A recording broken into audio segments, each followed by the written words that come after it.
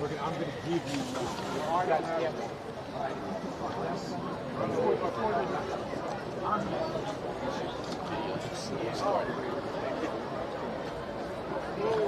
Two teams looking for their second win of the year in Livingston, New Jersey. Lancers, Mounties, next on the NFHS Network. He's going to take it himself for a championship!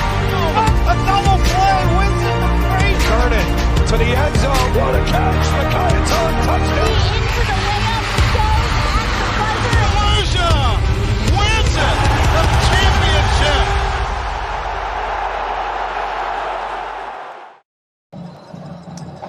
Once again, welcome to Livingston, New Jersey, the Jake at Livingston High School. I am Jacob Gorin, joined with Eli Gorin for his second ever D1 Media Pro appearance, his first ever football appearance. Welcome, Eli. Thank you, Jacob.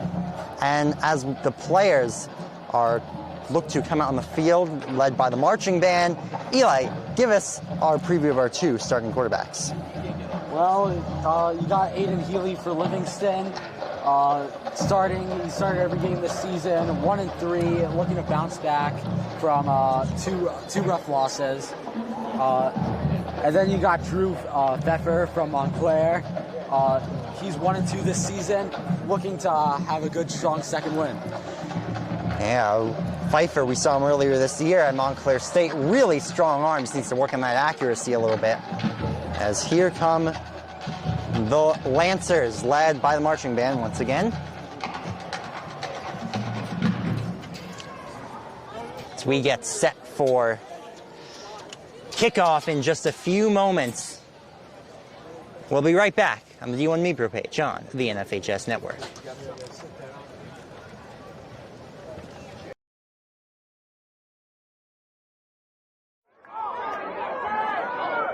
There you go to the air again, and there. And that's a touchdown.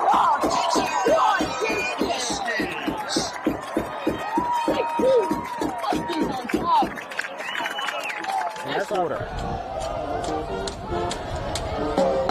Gordon, back to pass. Gonna throw a deep ball, far side, caught!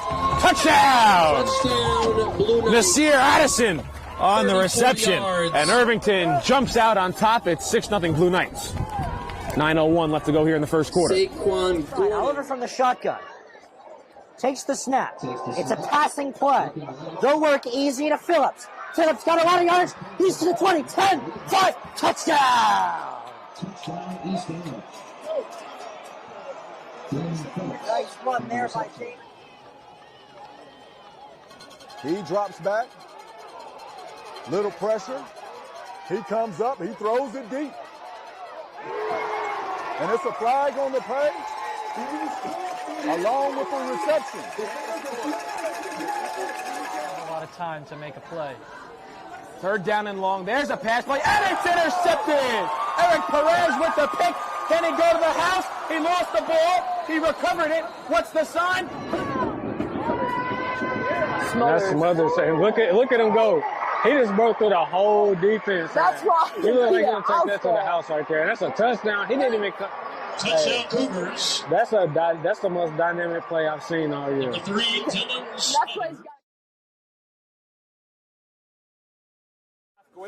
Screen pass out in the flat, caught, and it's a touchdown for St. Peter's. O'Donnell swinging away, puts it over the shortstop's head. That's a base hit. It'll score 1. Faraz on his way home. Throw is not in time. Going quickly, Bullock takes the snap, throws to the far side, wide open, touchdown. In there, called strike 3 looking. Mulcahy strikes out the side. He's perfect through 2. Now up ahead for the Marauders. Here comes Benkovich. They score! Michael Benkovich for St. Peter's Pep. Bounced on the ground to short. Faraz Fields flipped to O'Donnell 1. Throw on to first in time for a double play. Just will look back out there for the Marauders. He takes the snap. Looking over the middle. Has a man. Can he scores? Reels it in. 35. Stick on to the 10. There's 2 on his feet. 20.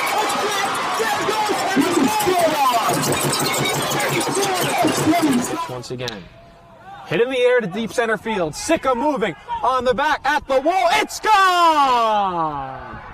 Ellis Reed with a 2-run blast. And the Marauders have a 6-0 lead. Welcome back to Livingston, New Jersey. As we just heard our nation's colors here at Livingston High School and get set for kickoff in what should be just a few moments, 6:32 p.m. Eastern Standard Time right now. Eli, you know, two teams both looking for their second win of the year, as we mentioned in the opening. And what are your thoughts on both teams' chances? Well, I mean, Livingston has the home field advantage, of course. They have the home crowd in their advantage. Montclair, they're away. So I hope that they could take advantage. They got as much of a crowd as you could ask for playing away. So honestly, both teams, this is going to be a very tight game. I think both teams stand a really good chance. As we're getting ready for the coin flip now. Thank you, Eli. Captain's heading out to center field for the coin flip. And number 6, Justin Burnell.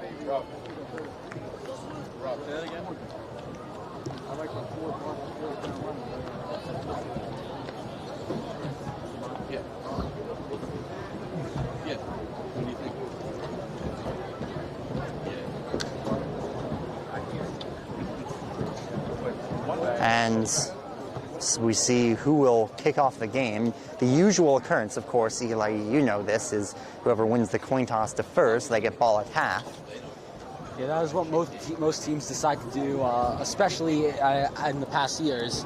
Usually it was up to the teams, like each team had their preference, but now at this point, I feel like most teams are starting to defer to the second half instead of getting the ball at the start of the half.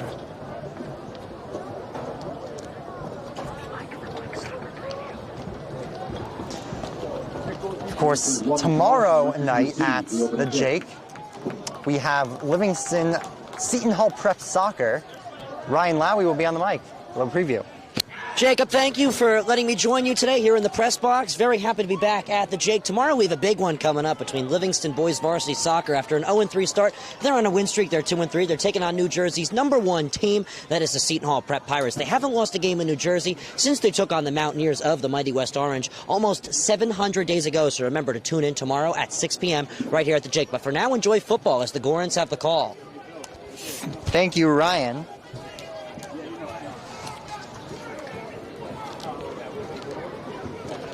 That transition was a little shaky on the mic side. That's one way to put it. Jordan, you still hear us? Audio's good? Perfect. Thank you. As we get ready to kick things off,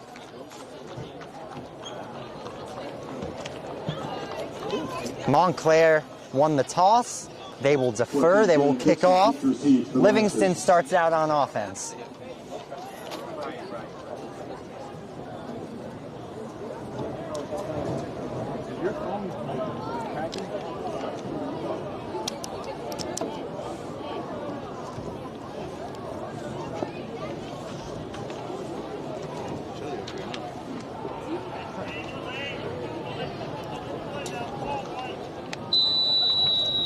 And here it comes.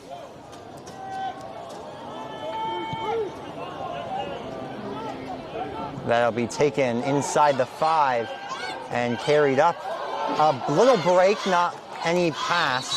The 22-yard line for the Lancers. That's where they'll kick things off.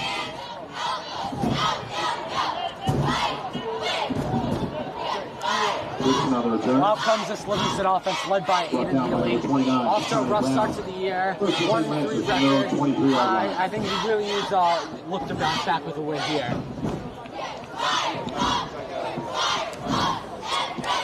Great way putting things, Eli.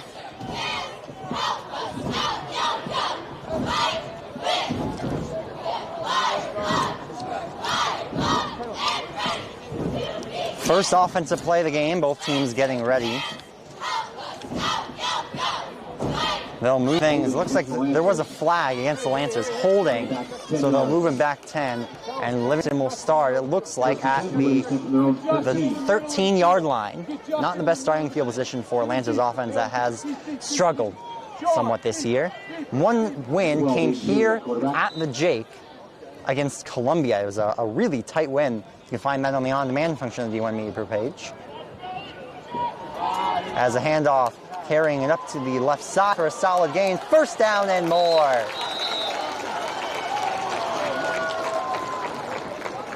Dixon around the near side. Is Jalen Dixon.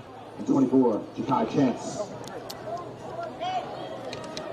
Listed as 24 on our roster, 14 on the field. First down, Lancers. Very nice first play of the game, the classic high school jet sweep. Another play, McNair trying it this time, and he will get toppled after a gain of just 1 yard. Same play, 2 plays in a row, except going the other direction this time. Montclair wasn't fooled the second time.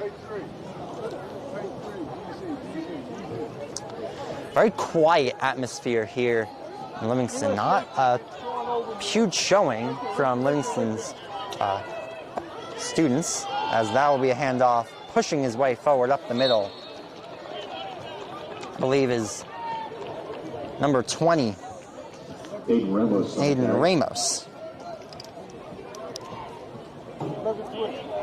Cover three.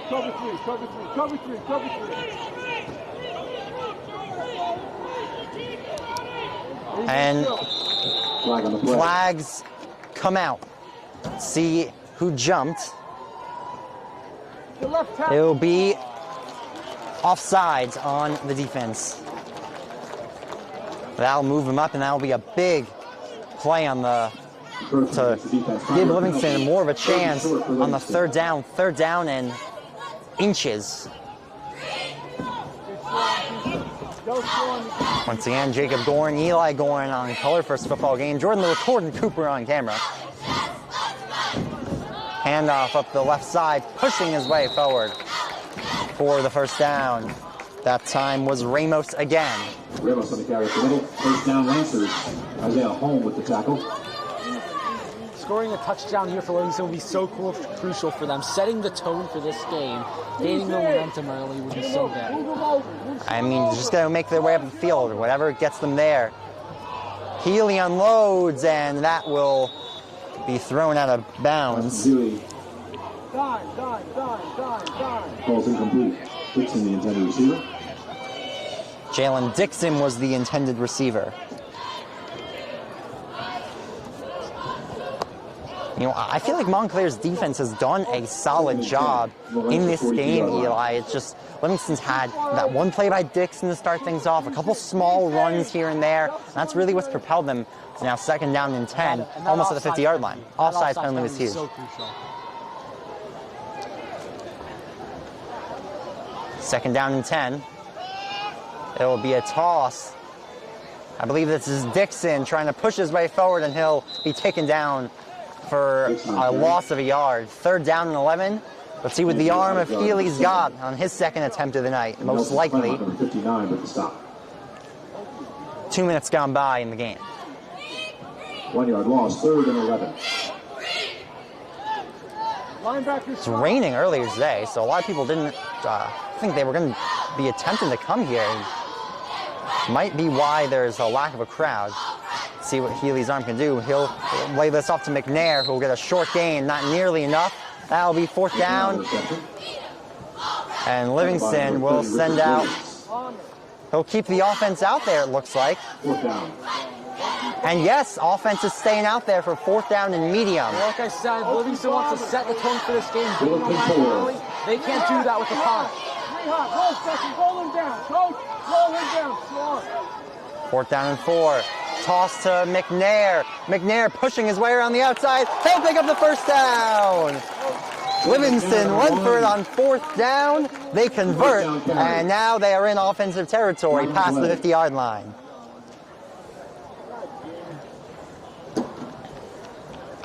Excellent play calling from Lancer head coach James Matsakis, former West Orange head coach.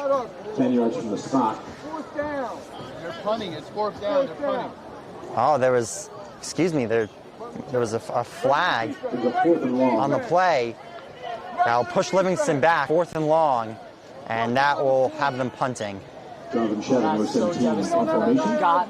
They got that first down. That penalty so big later on. As that just stopped Livingston from continuing that opening drive.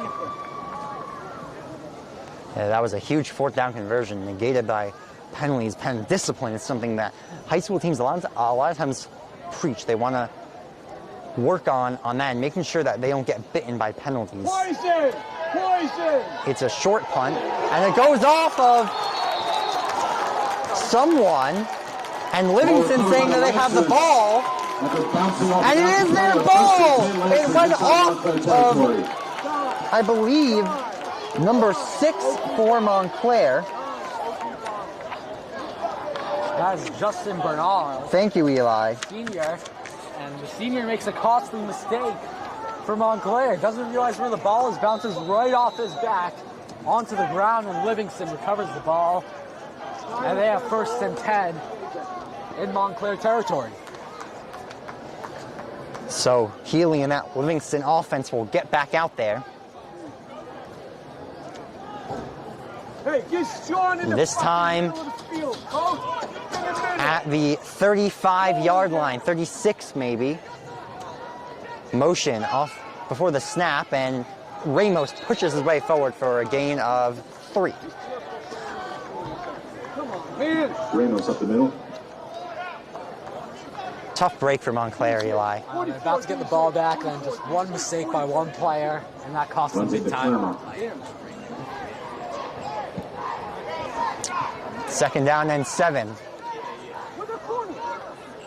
Another handoff to Ramos, who will shovel his way through. Gain of about 1 or 2, so it'll be 3rd down and medium. 3rd and 7. I think that they're going to give him a couple more yards, so it'll be 3rd and 5. 3rd and 5. They're not in George Carr field goal range, and timeout will be called. Was it? Whistle's blue.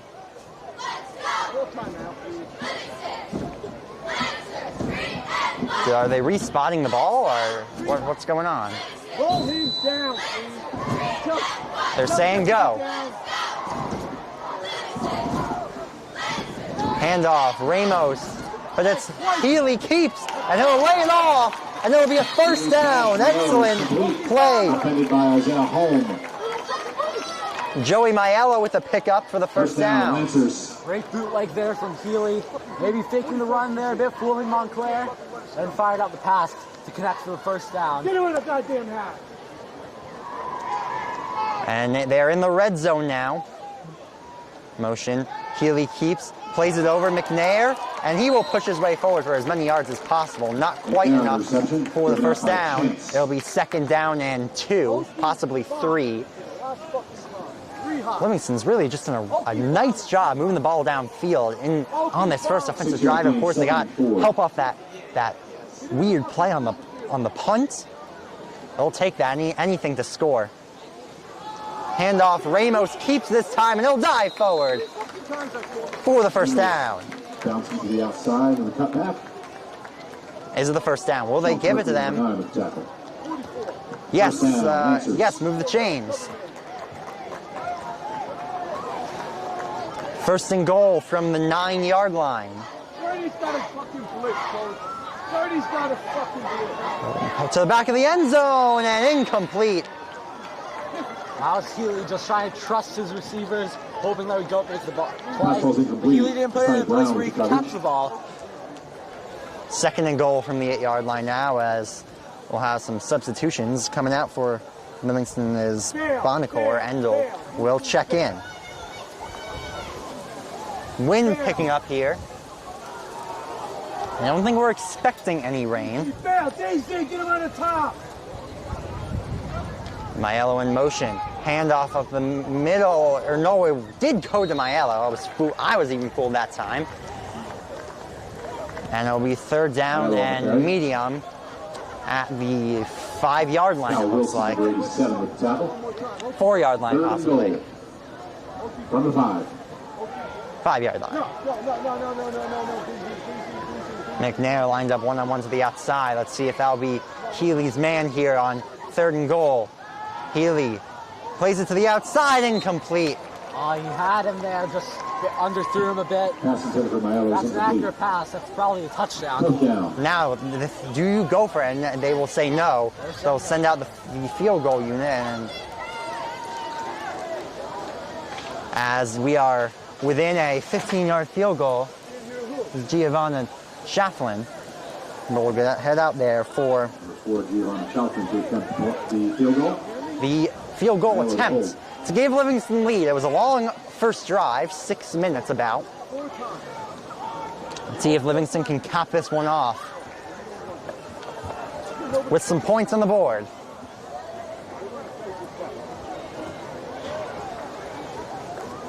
Shaflin for 3. Snap is good. Kick is up. And it is good. Livingston with a 3-0 lead. Lancers 3, Mounties 0. We'll be right back. Montclair will get their first crack at offense when we return on the NFHS Network. You can see the future of the Duke and North Carolina rivalry on D1 Media Pro. There you see Hubert Davis, head coach of North Carolina, here to see Simeon Will. Looking live right there at a trio of Duke basketball coaches: John Shire, Nolan Smith, Emil Jefferson. Clock now at 12. Kicks it in the corner. Lively for 3. Got it. Derek Lively, a corner 3 in an early 3rd quarter. As he'll look to go off the dribble here, goes right around Lively, and he gets the roll. Inbounds to Wilcher. A step back, fade away through contact. Simeon Wilcher. He's out for Mbako. He'll try one from beyond the arc. And Mackenzie Mbako is on fire to start this one.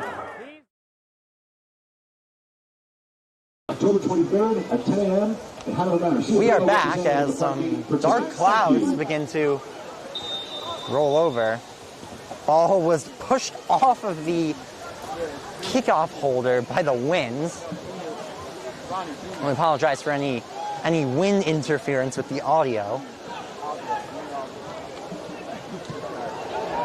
As that's kicked off by Carr and picked up by Montclair, number 33, shifting to the outside. There's a flag and brought down at the 35-yard line.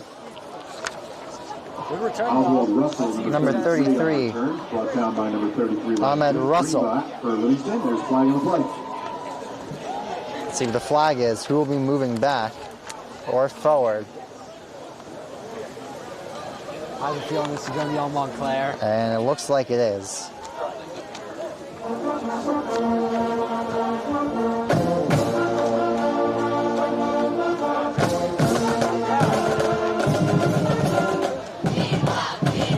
So Montclair's first crack at offense will be from their own 19-yard line.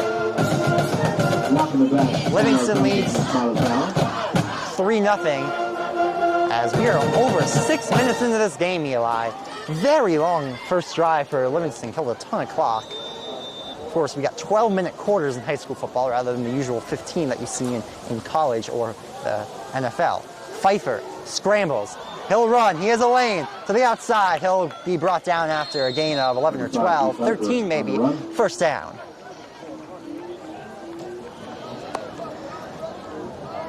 So we saw from Pfeiffer a few weeks ago at Montclair State when we covered Montclair West Orange. He really has the legs. He's got the distance on his throw. Seems to work on that accuracy a little bit. If he can, he should be dangerous.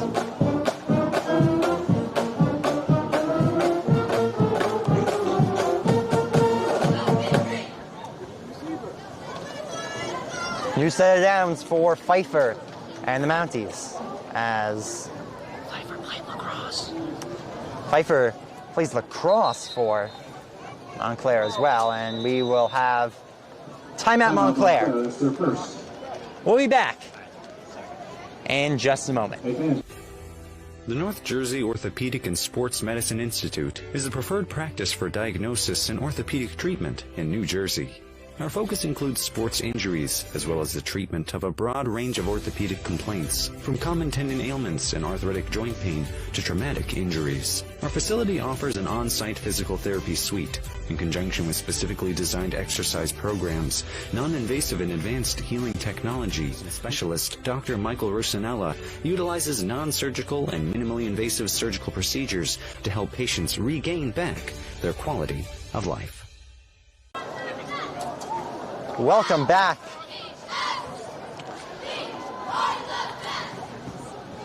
Timeout was taken by Montclair, which caused the stoppage, just a reminder. And now, looks like, are we all set? There is some wind right now, but looks like no sight of rain. Though, don't want to jinx anything, crossing my fingers, knock on some wood. The wind has to be affecting these teams' decisions to either pass or run the ball. I think we're going to see a lot of running in this game. The clock, looks like there's an issue with the clock. And now we are back to the correct time, and now we will get things going. Some technical issues. Snap, handoff to the left side. Carrying, pushing his way forward is Tom Rogers. He'll get a loss there of about 3 or 4. And it'll be second down and long.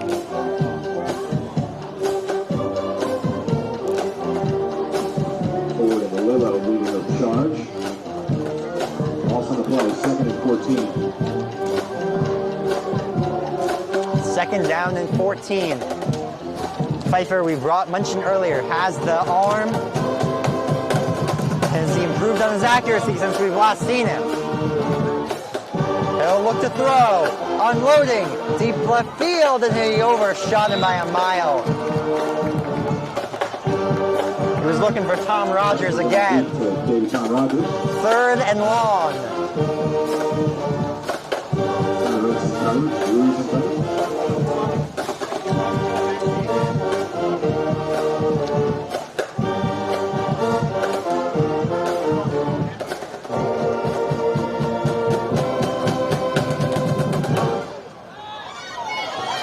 Third and long.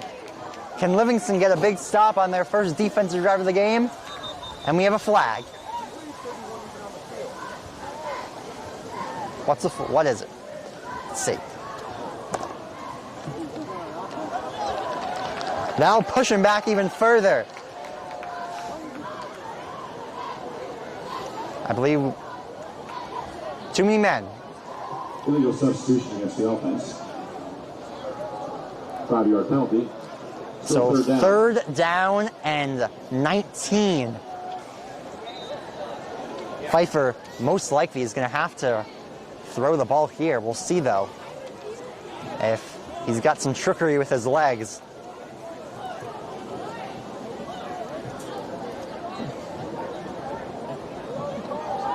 So he's going to look to throw, and he is sacked. Pfeiffer is sacked forward for the Lancer defense. He was brought down by number 51. Oh, it was fourth. Livingston. It was 3rd and long, maybe deep there. He just didn't have, Pfeiffer just didn't have enough time. Pocket collapse, no chance for him to escape. Now Livingston's going to get the ball back up by 3 until a chance to extend that lead. I believe back to return as Montclair will punt it away. And they'll let it go out of bounds at the 25-yard line. That'll be where Livingston will start their next drive. So a huge play, ending with a sack there for Livingston. We don't have a registered 51 on the roster, or at least that we have received. See if we can figure out who got the sack.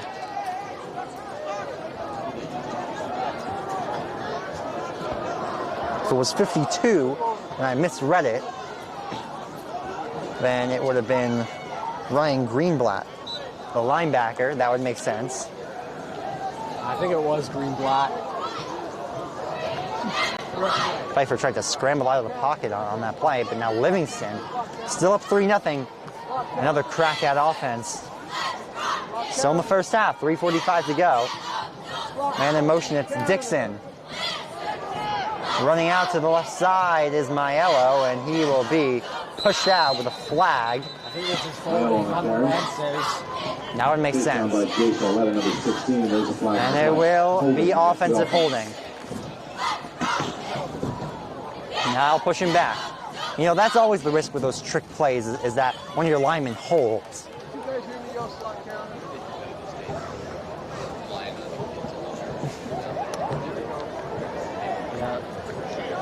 Those tackles need to be careful whenever they run the ball. Try not to bring that play back with a costly holding call. They didn't get too much yardage there, but still, now instead of a second and medium, it's first and long. First and very long. First and 20 plus yards. That'll be a handoff up the left side, pushing his way through for as many yards as possible. It is Ramos. Ramos on the carry. And will be Adams, number 2. I think he got back. Second down and long still. Second down. 22 yards for the first down for Livingston. Healy's will almost definitely have to use his arm, and he will here. He'll scramble out, and he will get sacked deep in his own territory. He was brought down by number 59, Nelson Claremont. And now Livingston needs to be careful not to take a sack here. Yeah. They're in risk of giving up a safety.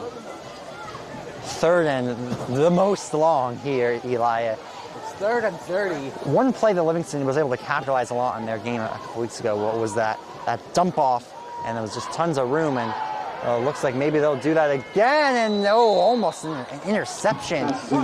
Really ugly pass there from Healy, and that will be 4th and long, and the punt unit will come out to punt things away deep in their own end zone.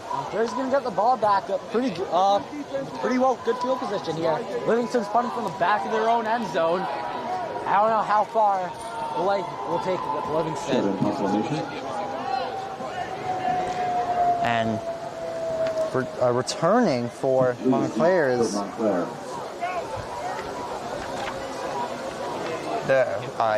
the 45-yard line, the returner. They just have to make sure that they don't make a mistake like they did last time, give up the ball on a short punt. Low.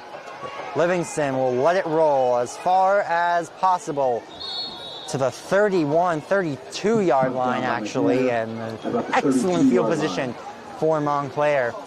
And we'll see if they can put the ball in the hands of a receiver or running back in the end zone for the first time in this game.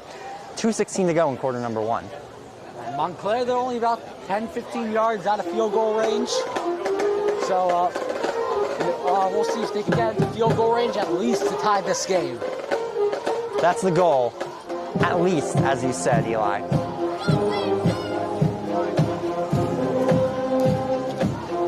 Taking the lead with the touchdowns, obviously. Pfeiffer, handoff up the middle. Not able to get anything on that one was Samaj Adams. He stuffed at the line of scrimmage, so it'll be 2nd down and 10. 2nd and 10.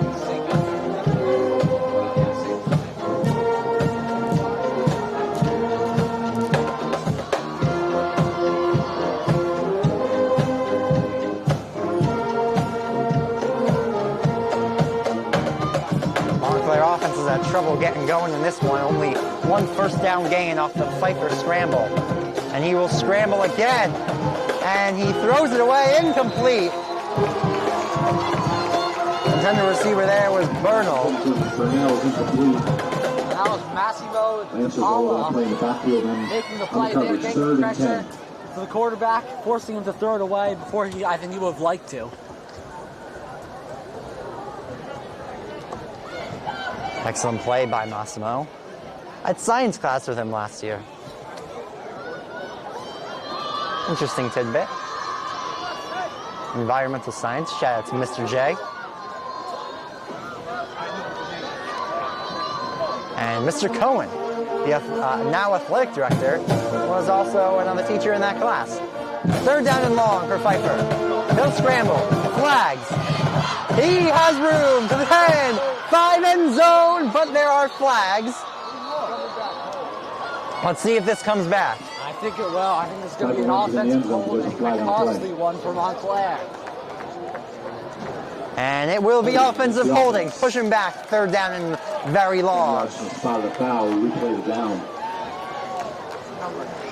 Tough break that time for Montclair, and the "you can't do that" chants come out from the Livingston crowd. Now it goes from a 3rd and 10 to, I believe, a 3rd and 20. As they strip away what would have been a touchdown run from Pfeiffer to give Montclair the lead. So now 3rd and very long from 21. They're 10 yards from the spot of the foul, and that was about a yard behind the line of scrimmage. So let's see what Pfeiffer can do. We'll try another run. Flags. Flags on the play again. Who jumped? Livingston. And that'll bring him back up 5 yards. So now it will be 3rd and 16. Still very long, but a little bit more manageable. Yes, definitely. You never like to see that 2 or 3 or 4 even in those numbers of yards to gain for a first down. If they don't get the first down, they could probably still pin Livingston back deep. 3rd and long once again. Pfeiffer unloads way too far for the intended receiver. I believe that was once again David Tom Rogers. So the punt unit will come out. Livingston will be most likely pinned deep. Could be pinned deep. I mean, there's a chance this goes back for a touchback, which I would actually say might be more likely. Cullen, deep to receive. Cullen, deep to receive.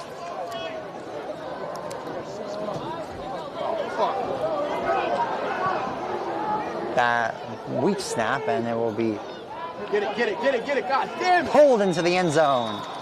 Touchback. Or a touchback.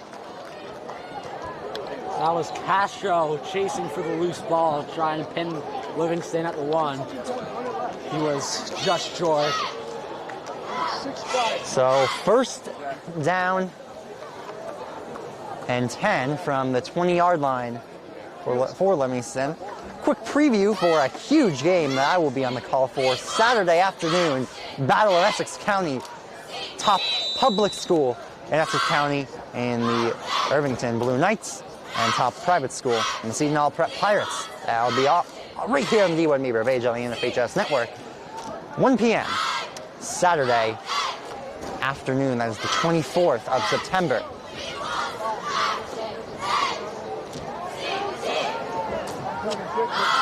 See what Livingston has on their 3rd offensive drive of the game.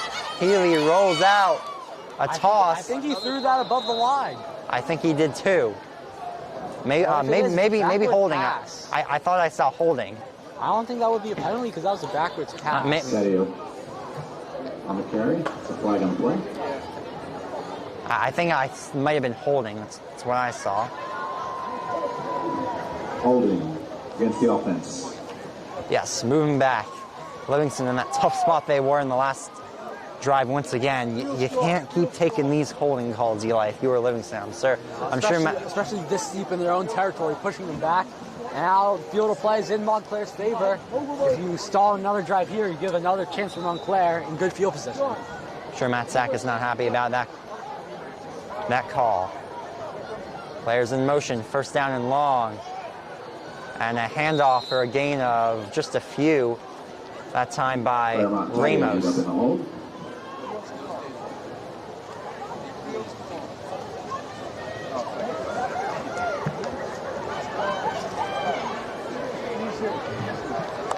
So now still 2nd down and long, 2nd and 14 though, so a little bit more manageable. Holding call came a little further up past the line of scrimmage, so it wasn't as long of a play as last time. That'll be another game that'll take him back inside 10 yards to gain Brought down by Wilson. 3rd down and 7. I believe this will take us to the end of the 3rd first and quarter 7. unless Livingston tries to hurry up to get play. It doesn't look like they will. That will take us to the end of quarter number 1. It was a long one, but Livingston leads 3-0 following it. We'll be right back. Second quarter of action. D1 Media Pro page on FHS Network. Mountie 0.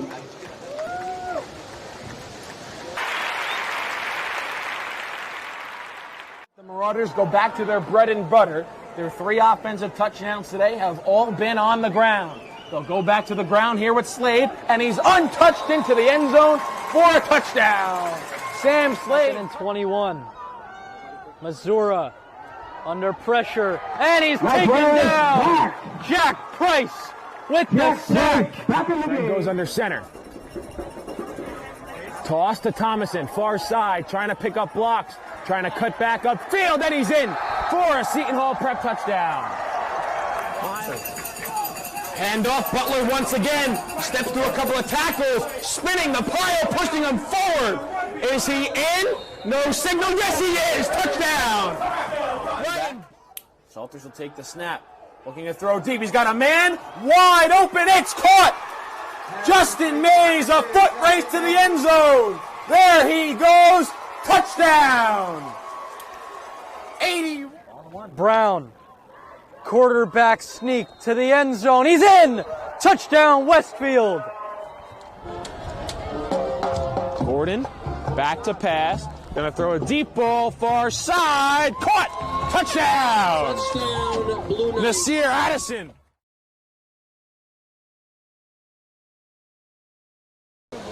Welcome back. Second quarter of action as a big gets to win kicks in. Healy will look to throw on 3rd down. He'll unload high. That was a really tight window. He had to fit it Pass in. Dixon falls incomplete. 4th down. He's looking for Dixon. Yeah, really tight window there. Couldn't fit it in. Now Livingston forces to send out the punt unit. So 3 and out go the Lancers, and now most likely starting in more good field position will be Mounties. Let's see if they can penetrate that Livingston defense, though, and really take advantage of it. They haven't been able to this whole game so far in the first quarter.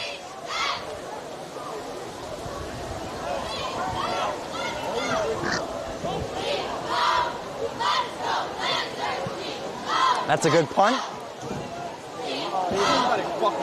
Oh, that is a excellent punt, stopping itself at the 31-yard line. Excuse me, 25-yard line. Jalen Dixon, 1st and 10 Mounties. That was a mistake by Jaden Lee, the punt returner. He should have fielded that, and instead he let it bounce back an extra 20 yards or so. Yeah. He could have returned it, got like 10 yards extra. That's a play that cost Montclair about 30 yards or so. It's just small details like that that are really big that impact this game.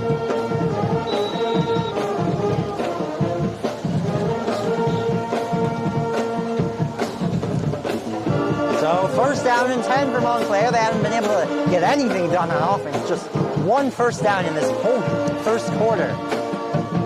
Ball is muffed, and it might technically be a sack as Pfeiffer fell on it behind the line of scrimmage. 3-yard loss, 2nd and 13. There's some miscommunication there, just bad timing, but the handoff didn't go smoothly. He fell out of Pfeiffer's hands. Luckily, he fell back on top of it, keeping Montclair possession. Just been that kind of night for Montclair's offense. Not the way you want to start out the drive.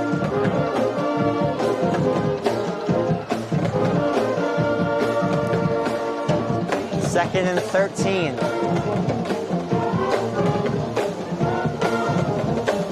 In motion is Adams. Pfeiffer unloads downfield, and he overthrows Tom Rogers again. He had us there. If he connects there, that's a touchdown.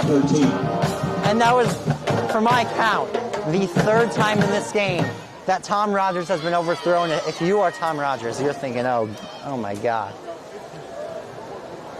Pfeiffer really has to get back in this game. He's overthrown Tom Rogers, as he said, multiple times in this game. Just the first quarter now, beginning of second quarter alone, as we're a minute and change in.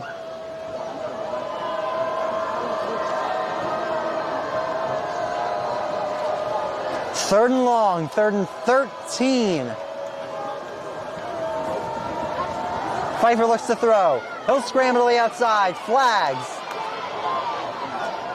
He'll get the first down, but again, there are flags in this one's backfield.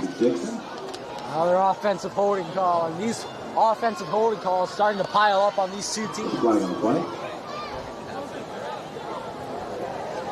Officials double checking to make sure there was offensive holding.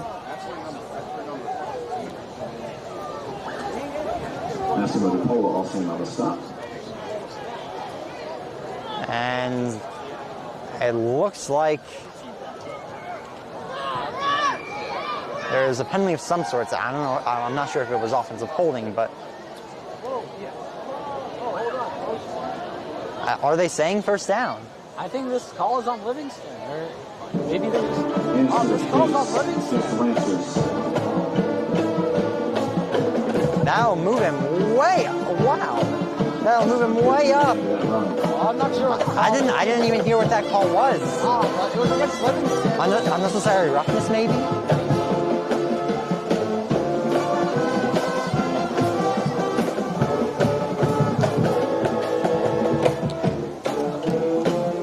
So now, big gain, first huge gain of the game for Montclair. It'll be a handoff to the right side, pushing his way forward for as many yards as possible. Is Justin, yes, Bernal.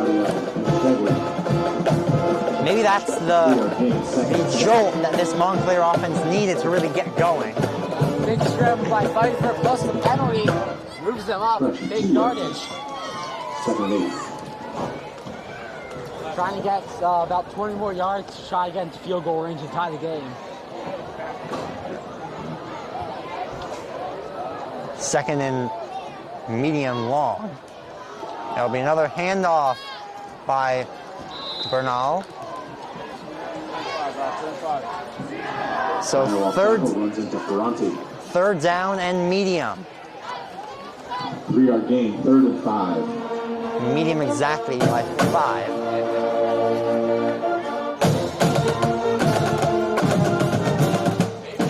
Livingston needs a big stop here for Montclair. A first down here would be do wonders for this offense. Here for Montclair. They try to get close to field goal range.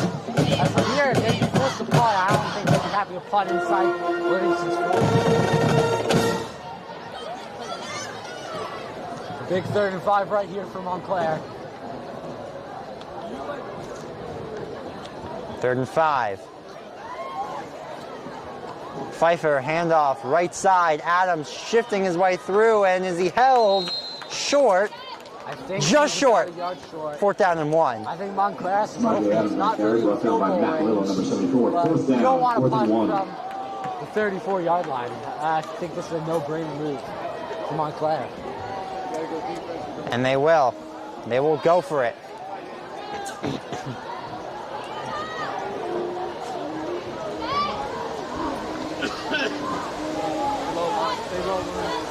Fourth down and 1.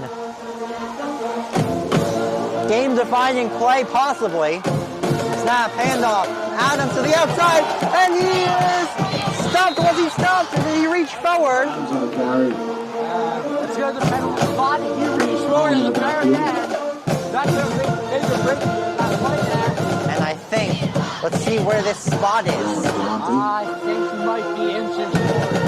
That was a wonderful play by Adams to dive just at the very end. And it looks like they're spotting this short. Just short. They might have to bring out the chains here. This is close. Very close, and this is a big play. Excellent job by Livingston to break through and get the stop on Adams. But an even better play, possibly, to attempt to get that first down, reaching forward at the last second. They're bringing out the chains. This is going to be close. I think it's going to be just short, Eli.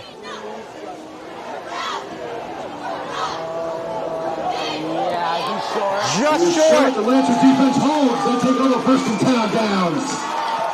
This Livingston defense has been stifling Eli. Amazing shot there, predicting the run, getting into the backfield, and shutting down Montclair on a 4th and 1. Huge play there for the Livingston defense. But now the offense needs to capitalize with 8:12 to go in this second The Lancer fans, don't forget to support quarter. the Big L by buying some of your new Lancer apparel. With the Big L apparel van right out front. We'll be closing at halftime. So make sure to head on over to the apparel van and pick up your Lancer gear for this season. Big gust of wind kicking in. I'm not sure if it's making our cameraman Jordan Cooper's giving them some issues. You good, Jordan? Audio's good? Good.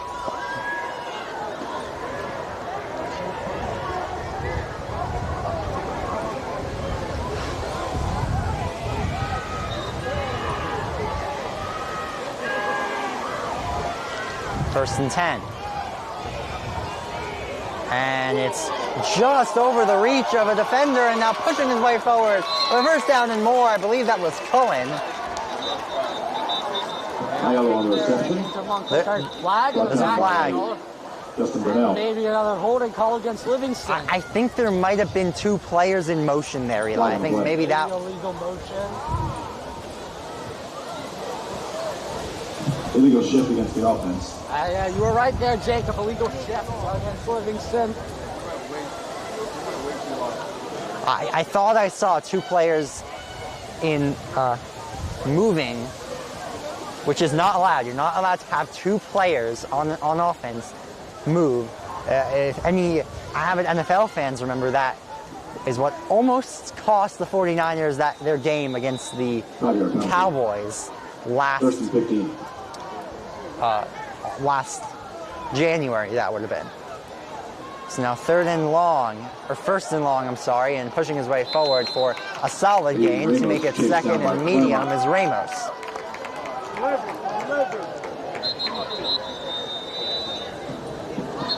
Ramos shaking up on the play. And Ramos is down. Injury timeout taken by the officials. We'll take a break and be right back in a short moment. Do you want your school to be covered by the #1 live stream service in the state of New Jersey so the entire country can see moments like this? We play once again. Free kick coming for the Mountaineers. Short shot on goal. On post.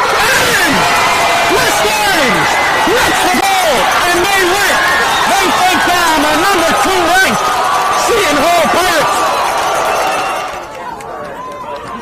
Bullock takes the snap. He's going to take it himself. Barreling towards the goal line, and he's in.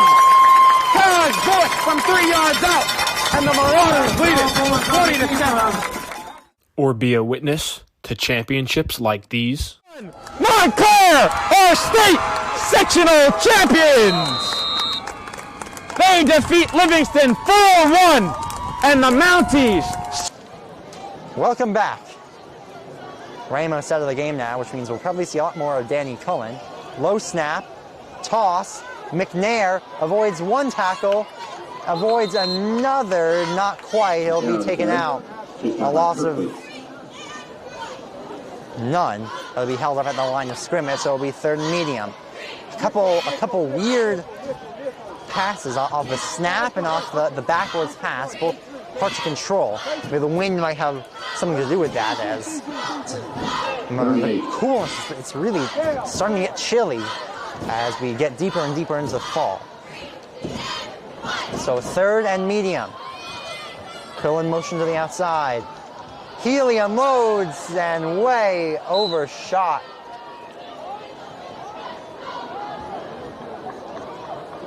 Is for calling down the right side, complete. 4th down.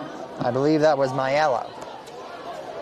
I feel like as we go on to this game, I think whoever wins this game, it's not going to depend on who plays the best. It's going to depend on who makes the least mistakes. Both teams are having trouble moving on offense. The offenses and special teams, they just cannot afford to make mistakes. You saw Montclair made the mistake on special teams, got Livingston their first 3 points of the game. 4th down and 8, Livingston will punt. Thank you, Jordan.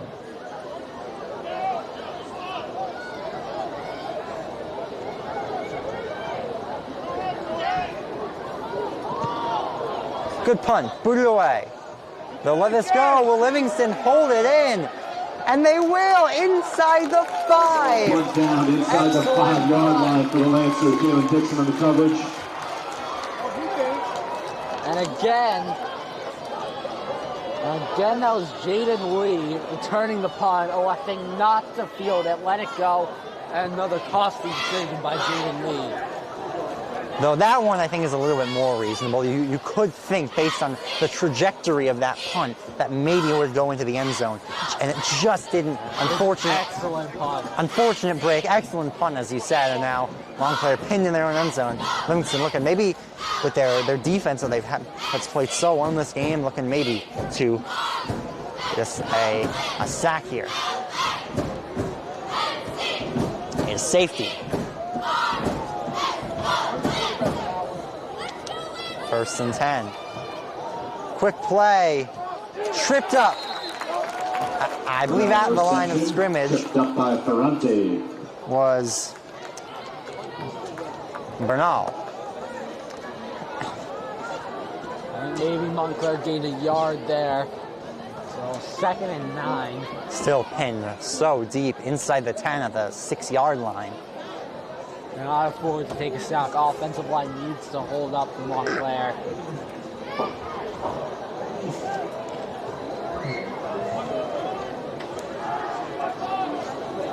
.6:30 to go in this first half of play.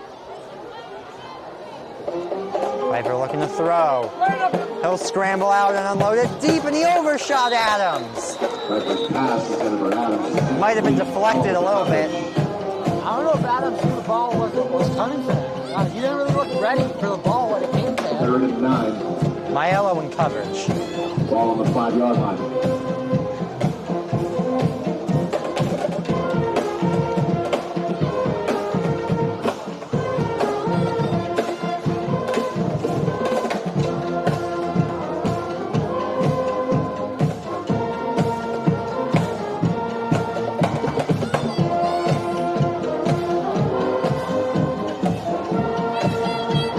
Down and 9. Let's see what Pfeiffer's got.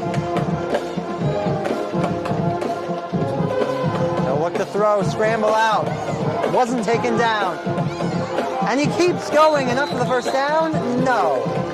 Pfeiffer on the carry, chased down by Ferrante. Pfeiffer trying to push forward. I believe he came up just a couple yards short. Yes, I believe 4th down and 2. First down marker, 4th down. 4th and short, but deep in their own territory, they're being forced to punt it. Punt unit will come out for Montclair. And Livingston should start here with very good field position. And number 12. A little over 5 minutes left on the clock, 3 timeouts. A little more than a little over 5 minutes, 5.5 minutes about. Number 26, Danny Cullen getting set to receive. Cullen is set to receive at the 50-yard line. Punt's booted high. Cullen will pick it up on a bounce. Shifts his way to the 38-yard line. Livingston starts out with great field position.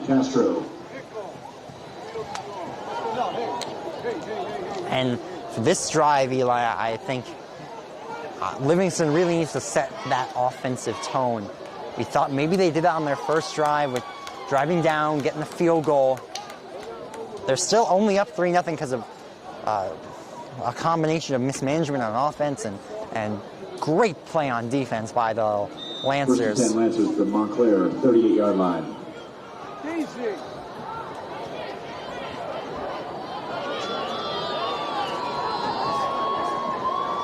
With 5:22 to go, let's see what Healy's got again. Oh, this guy's moving. What the fuck? Moving. Oh my God, this guy's handoff. Yo, number 1 was left middle and pushing his way up for as many yards as possible that time. Daddy up the middle, straight into number 10, Jihad Williams. 2-yard gain, 2nd and 8. Was Danny Cohen. Cohen got hurt mid last season, was out for the year, and his role as lead back has been taken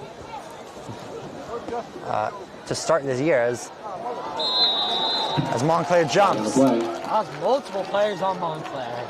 I saw about 3 players from Montclair jump. 5-yard penalty. As I was saying, I know it'll be 2nd and 3. Cohen's job was really taken by Ramos, who played fantastic down the stretch last year, but now Cohen a chance to take his job back. 2nd down and 3. Healy rolls out. He'll get it down to the end zone. McNair is intercepted! Pass intercepted by Kirkley. Picked off at the 1-yard line by Sean Kirkley. This is going to be key where they spot it. If they spot him in the end zone, Montclair gets the ball at the 20. If they spot it at the 1, Montclair has to start their drive at their own 1-yard line. And I think they'll start it on it looks like they're going to start at the 1. So obviously it's good to get the ball back. But you can't fumble and you can't take a sack. You can't even take any loss of yardage. No. Got to be very careful for what they do here.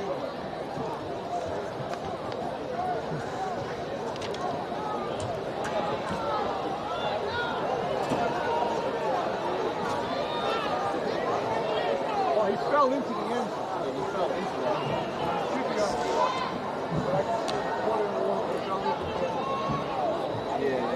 the Let's see, officials discussing the spot of the ball, possibly. Livingston just wants it to be snapped so they can have him pinned in deep. Montclair will gladly take their time. 4:33 to go. And with 2 officials leaving the frame of the conversation. Seems like they're going to keep the ball at the 1. Touchback. I know, they're going to rule a touchback.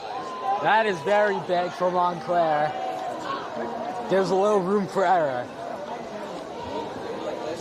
Absolutely.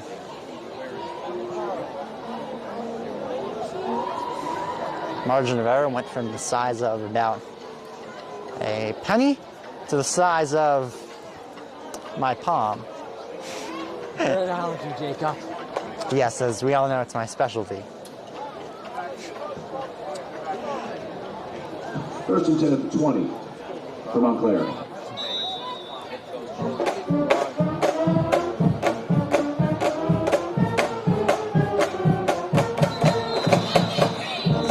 Someone jumped. I think it was, yes, false start. Receiver against the offense, 5-yard penalty. 1st and 15 from the 15. 1st and 15 from the 15, as you just heard from the PA. And it still says 4th and 15 on the scoreboard.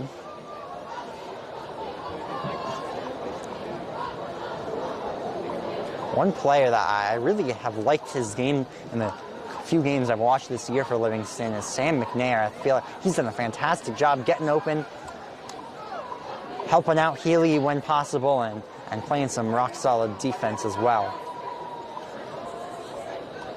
Adams in motion. He'll get a handoff to the left side, shimmying and getting just maybe a yard. Probably even not, as see where the ball will be spotted. And they'll spot it for a gain of about 2. 2nd down and 13.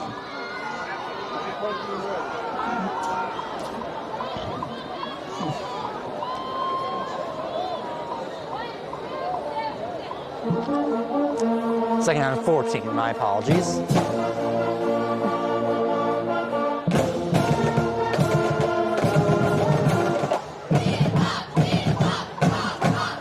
With the clock winding down to 3:45 and counting. In the first half, drop pass from Adams. Pfeiffer looking to get only a 2nd completion of the game. And it was dropped by Adams. 3rd and long.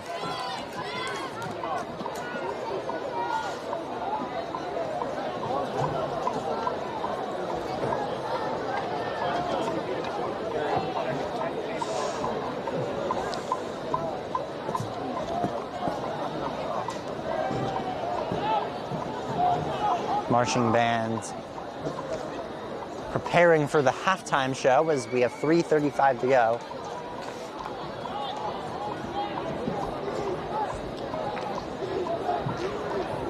Defense chants starting on the Livingston sideline.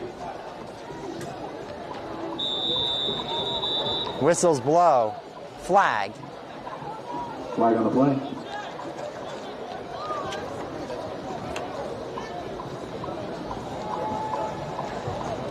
It's been a low delay of game on the offense, so it will be third and even longer. And a word from Ryan Lowy. Well, thank you, Jacob, for letting me join you for the current moment. I must say I'm very much enjoying today's game. Reminder tomorrow to tune in, 6 p.m. We got Livingston and Seton Hall Prep here at the Jake. One of the best soccer games of the year, SEC American matchup. Jacob, a great game. Let's give the mic right back to you. Thank you, Ryan. Third and very long with 3:34 to go in the first half. Pfeiffer to the near side and taken down. Not even close. That's the hold is complete. Great defense there from Livingston, forcing another long punt. Their defense has just been amazing so far this game.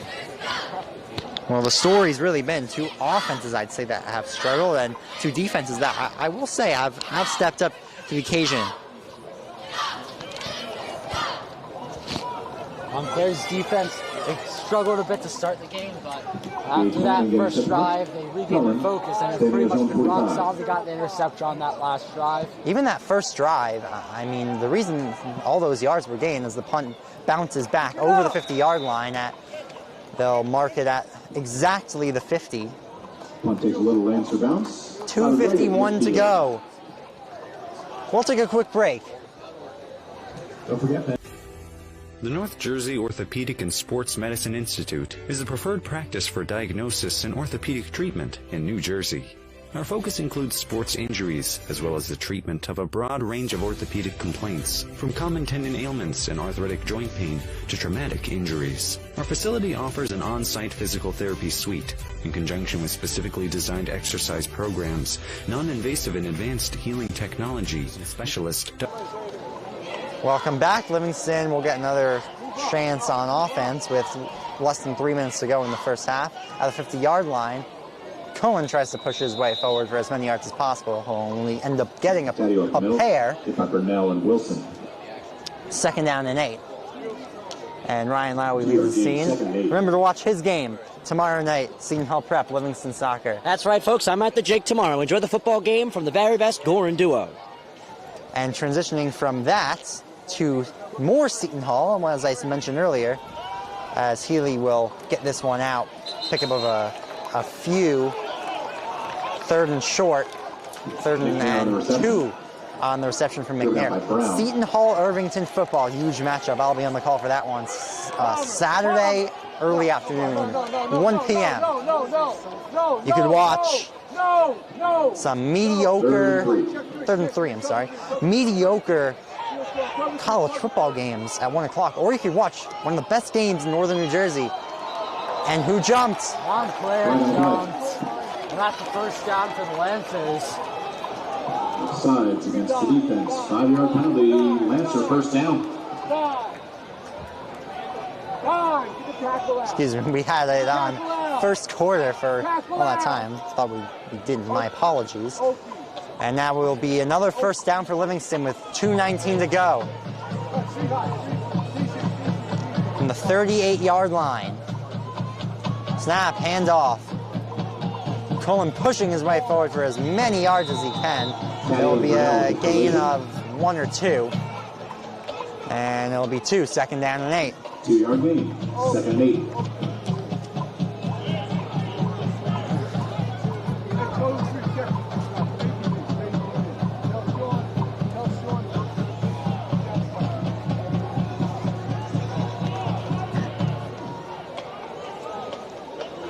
Taking photos for the Livingston School paper, David Lerner, brother of Ben Lerner, as McNair getting shifty to the outside, and he'll pick up a first down and more. Excellent play by Lancers.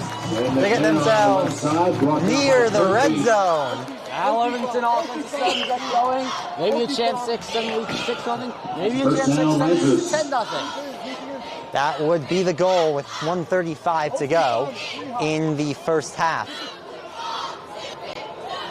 With 3 timeouts, time is easily on their side, and now they're inside the 25-yard line.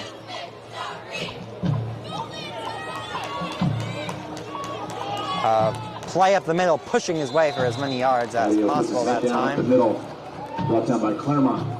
That's a solid gain, about 5 yards, I would say. 5-yard gain, 2nd and 5. 44. 2nd and 5 coming up for Livingston as they make their way in the red zone. 44. 2nd and 5 in the red zone is Livingston. Healy holds to the outside, and was it completed? Incomplete. Pass ruled incomplete.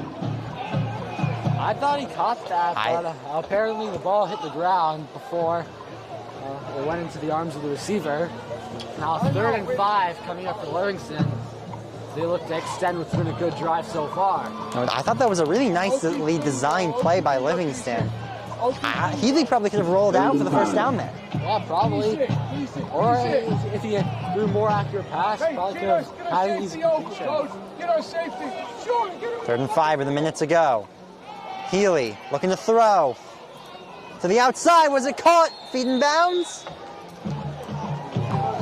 Yes! First down, Livingston. Excellent grab. What a perfect pass. Quarterback and receiver, that's what you need to do. Excellent pass from Healy. He spotted perfectly. Excellent job by Livingston getting the feet in bounds. I believe that was Maiello who made the grab. Maiello, great job getting the feet in bounds. Now 1st and goal for Livingston, 2nd time inside the 10 today. This time they look to capitalize for 6. Hand off, right side, pushing his way for as many yards as possible. He's at home with the tackle. Okay, hey, back to the cover. Here we go. 2nd and goal. No.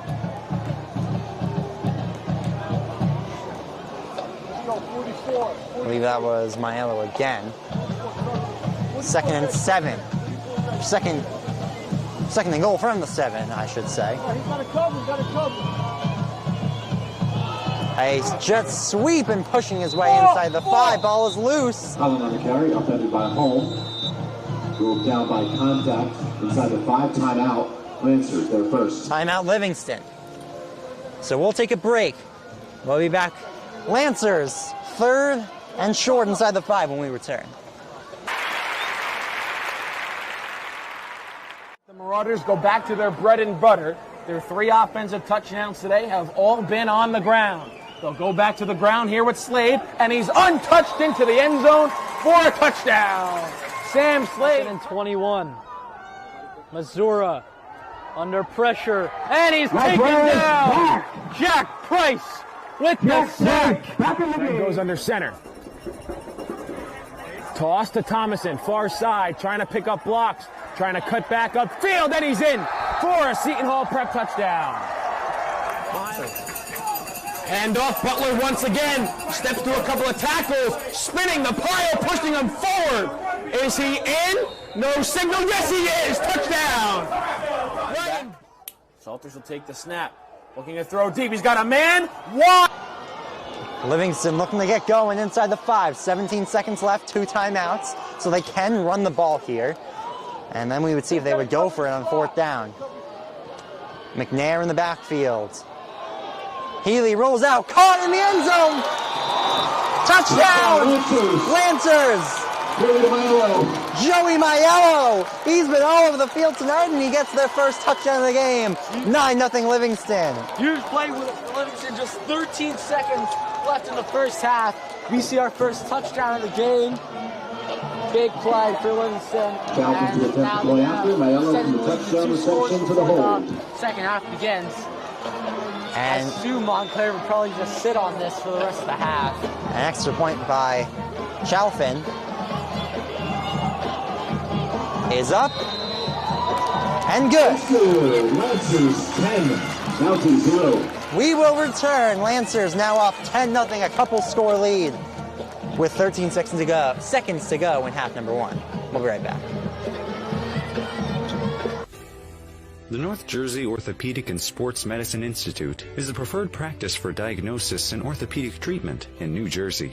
Our focus includes sports injuries, as well as the treatment of a broad range of orthopedic complaints, from common tendon ailments and arthritic joint pain to traumatic injuries. Our facility offers an on-site physical therapy suite, in conjunction with specifically designed exercise programs, non-invasive and advanced healing technology. Specialist Dr. Michael Rusinella utilizes non-surgical and minimally invasive surgical procedures to help patients regain back their quality of life. Welcome back. 10-0 lead for the Lancers. Excellent play on third down. I think the only thing Montclair can do here is fumble the ball deep in their own territory, setting up Livingston for a chance to either get a touchdown or get another 3 points. But as long as they don't mess up here, which they should go into the half, only trailing by 10, so not the worst deficit in the world for Montclair, but you obviously have to hope for a better first half. They'll go into the locker room, make some halftime adjustments, trying to come back to this 10-0 deficit in the end. Kickoff picked up at the 25-yard line. And a carry to the outside, pushing his way forward and pummeled at the 44-yard line, flagged down. This is unnecessary rough. It's called 15 extra yards. I don't know. Maybe they could try to take a shot at the end zone on this final play. Well, both of the coordinators have left their positions, and I think they removed the flag.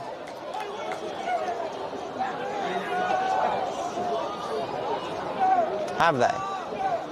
And it will be unnecessary roughness on Livingston. Personal foul against the kicking team. Tack 15 yards on to the end of that run. So now Montclair, maybe they're not in a situation where they want to sit on this. Maybe they do want to take one last final shot at the end zone to see if the arm of Pfeiffer can get them to the end zone. Maybe he doesn't need to get to the end zone. They just need one guy to break free. I mean, we see the ball at Livingston's 40. We've seen Pfeiffer has the distance to gun it down. Not quite the accuracy. Let's see if he can just chuck it to the end zone. Livingston, they're playing with four men deep. They're trying to protect against the Hail Mary here on the final play. That's not what you want to go into the half. You don't want to go into the half giving up a Hail Mary on the final play of the half. That could really hurt your morale. So 4CB set here for Livingston with 5 to go. Pfeiffer trying to get something going for his offense. He'll roll out to the right. And he is crushed as he throws it out of play with no time to go. And Livingston will head to half with a 10-0 lead. We're here at halftime, folks. It's Lancers 10 now. It was a good first half. Very defensive first half. Some key penalties cost Montclair. Some mistakes from the Montclair special teams. Livingston has a 10-0 lead heading into the second half of play. We'll be back for that in just a few moments.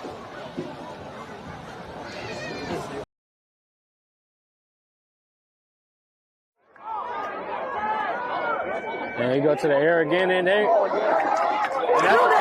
touchdown.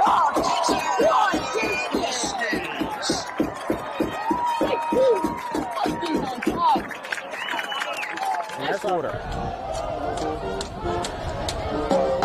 Gordon, back to pass. Gonna throw a deep ball, far side. Caught! Touchdown! Nasir Addison on the reception. And Irvington jumps out on top. It's 6-0 Blue Knights. 9:01 left to go here in the first quarter. Oliver from the shotgun. Takes the snap. It's a passing play. They'll work easy to Phillips. Phillips got a lot of yards. He's to the 20, 10, 5, touchdown! Nice run there by James. He drops back. Little pressure. He comes up. He throws it deep. And it's a flag on the play, along with the reception. A lot of time to make a play. Third down and long. There's a pass play, and it's intercepted. Eric Perez with the pick. Can he go to the house? He lost the ball. He recovered it. What's the sign?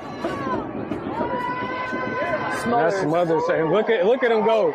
He just broke through the whole defense. That's why. He looked like he's going to take that to the house right there. That's a touchdown. He didn't even Touchdown Cougars. That's the most dynamic play I've seen all year. Number 3, Timmons.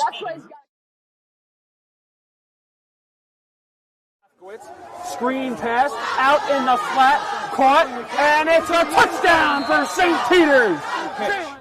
O'Donnell swinging away, puts it over the shortstop's head. That's a base hit. It'll score 1. Faraz on his way home. Throw is not in time. Going quickly, Bullock takes the snap, throws to the far side. Wide open touchdown. In there, called strike 3 looking. Mulcahy strikes out the side. He's perfect through 2. Now up ahead for the Marauders. Here comes Penguins. They score! Michael Benkovich for St. Peter's Pep. Bounced on the ground to short. Faraz Fields, flip to O'Donnell 1, throw on to first. In time for a double play. We'll look back out there for the Marauders. He takes the snap, looking over the middle, has a man, and he scores, reels it in. 35, stick on to defenders, 2 on to the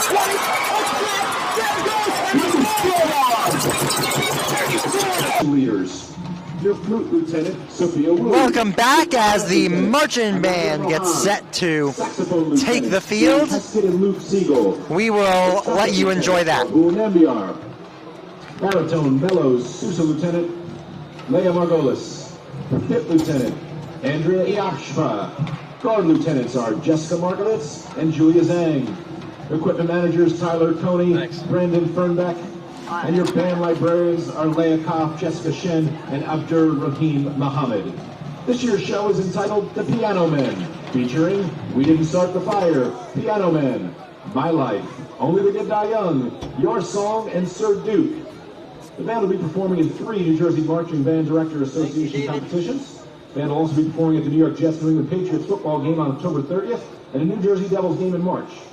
During the performance, please give the band your respect by refraining from talking and move your conversations towards the end zone.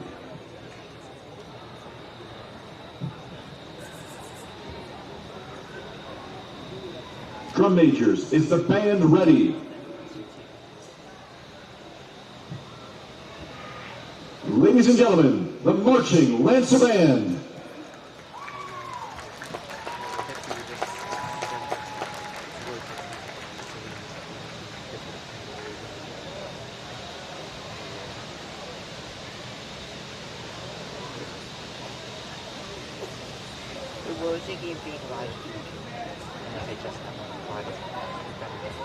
No, I just want to look.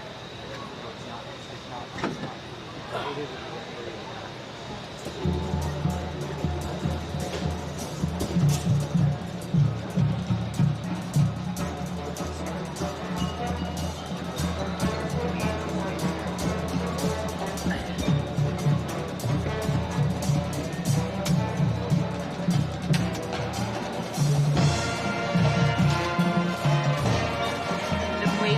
1-0.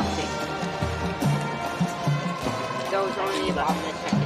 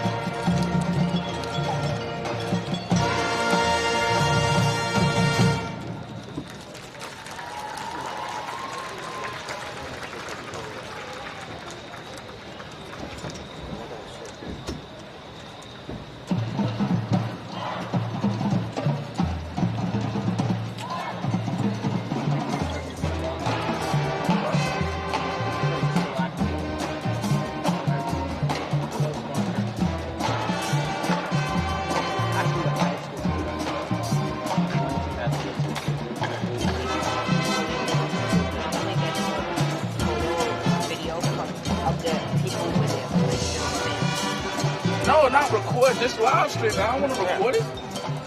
Don't hit the record button.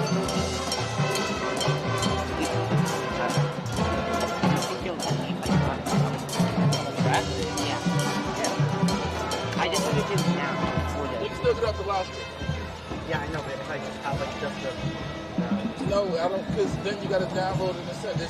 It's easy to just take it off the live stream. Okay. Alright. And if you're gonna do it, like, record it, you know, zoom in on the, zoom in on the kids. Alright. Never got the camera.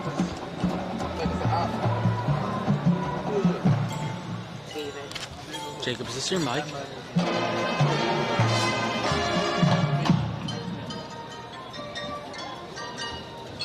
Jacob, is this your mic? Still on.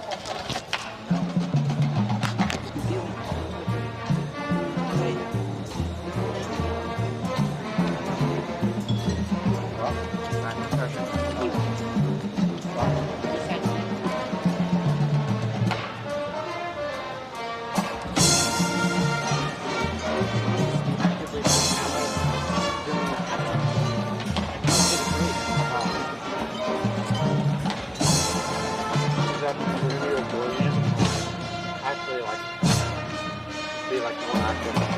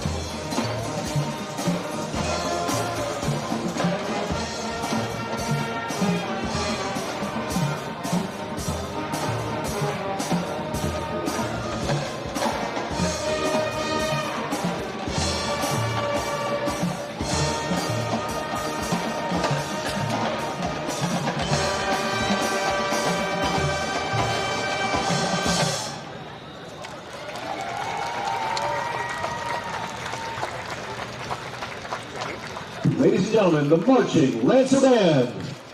Thank you for joining us for the Livingston Marching Band performance. We'll take another short break and we'll be right back in about 3 minutes for the second half of action of the D1 Media page on the NFHS network.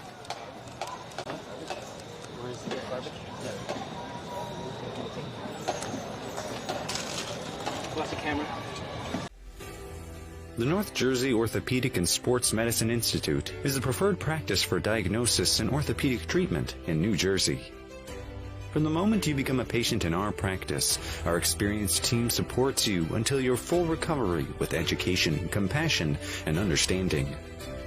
Our focus includes sports injuries, as well as the treatment of a broad range of orthopedic complaints, from common tendon ailments and arthritic joint pain to traumatic injuries. Our facility offers an on-site physical therapy suite. In conjunction with specifically designed exercise programs, non-invasive and advanced healing technology, we can not only address the current injury, but also find the underlying cause, such as muscle weakness, imbalance, or improper form. We also offer non-surgical modalities, such as platelet-rich plasma injections, which can lead to an accelerated recovery. To provide efficient and excellent care, personal interactions and individualized attention for each patient is important. We are committed to create a protocol that can eliminate similar injuries in the future. At North Jersey Orthopedic and Sports Medicine Institute, we are dedicated to providing the highest standard of care and comfort of athletes, including patients with non-related sports injuries. Board-certified orthopedic surgeon and sports medicine specialist Dr. Michael Rusinella utilizes non-surgical and minimally invasive surgical procedures to help patients regain back their quality of life. The North Jersey Orthopedic and Sports Medicine Institute is the preferred practice for diagnosis and orthopedic treatment in New Jersey. Our focus includes sports injuries, as well as the treatment of a broad range of orthopedic complaints, from common tendon ailments and arthritic joint pain to traumatic injuries. Our facility offers an on-site physical therapy suite. In conjunction with specifically designed exercise programs, non-invasive and advanced healing technology, specialist Dr. Michael Rusinella utilizes non-surgical and minimally invasive surgical procedures to help patients regain back their quality of life. The middle, barreling towards the goal line. Baldwin is in for a Vance touchdown. Right down the middle, man. This guy, and he keep going and the ball's loose. And they hop back on it. That's a touchdown. Short punt, bounces at the 35, fielded at the 40 by Quick, out to the corner. He's got blockers and a lot of green grass in front of him. Cuts back, he's in for a touchdown. Swing pass in the flat. Gets to the corner, he's going to get in the end zone. Touchdown. Good job, block. Third down and 17, a handoff, getting to the outside. There's a hole, there's a first down, and all the way to the races is Elijah McWilliams to the house for a touchdown and for an IMIC for a division championship. You can see the future of the Duke and North Carolina rivalry on D1 Media Pro. There you see Hubert Davis, head coach of North Carolina, here to see Simeon Will. Looking live right there at a trio of Duke basketball coaches: John Shire, Nolan Smith, Emil Jefferson. Clock now at 12. Kicks it in the corner. Lively for three. Got it. Derek Lively, a corner three in an early third quarter. Has a look to go off the dribble here. Goes right around Lively, and he gets the roll. Inbounds to Wilcher. A step back, fade away through contact. Simeon Wilcher. He's out for Mbako. He'll try one from beyond the arc. And Mackenzie Mbako is on fire to start this one.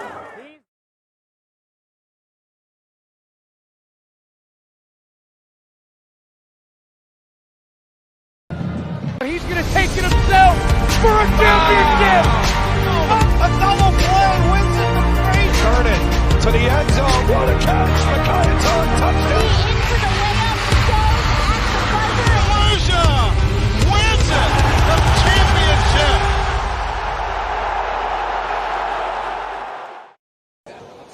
Welcome back to Livingston, New Jersey. second half of action between Montclair Mounties and Livingston Lancers, with the Lancers up 10-0. And Eli, with the way Montclair played West Orange a few weeks ago, and the way you saw Livingston play last week against Bloomfield, who were one of the bottom feeders in the state, you could call this score surprise at halftime. This has been a very low-scoring game, a defensive battle between both teams. Livingston got something going on their first and last drive of the half, but besides that, each defense has locked down the opposing team's offense. Montclair, they have to continue doing that, but they also have to ramp up their offense to score to at least 10 points, and hopefully their defense holds off Livingston to try to tie this game up and go for the win here. Last time these two teams played, it was a tight affair, 20-17 in overtime for Montclair. Before that, though, blowouts for Montclair. So you could tell Livingston really has improved their program quite a bit with the addition of James Matsakis last season as head coach. 2 minutes until kickoff. I'll be right back in just a moment.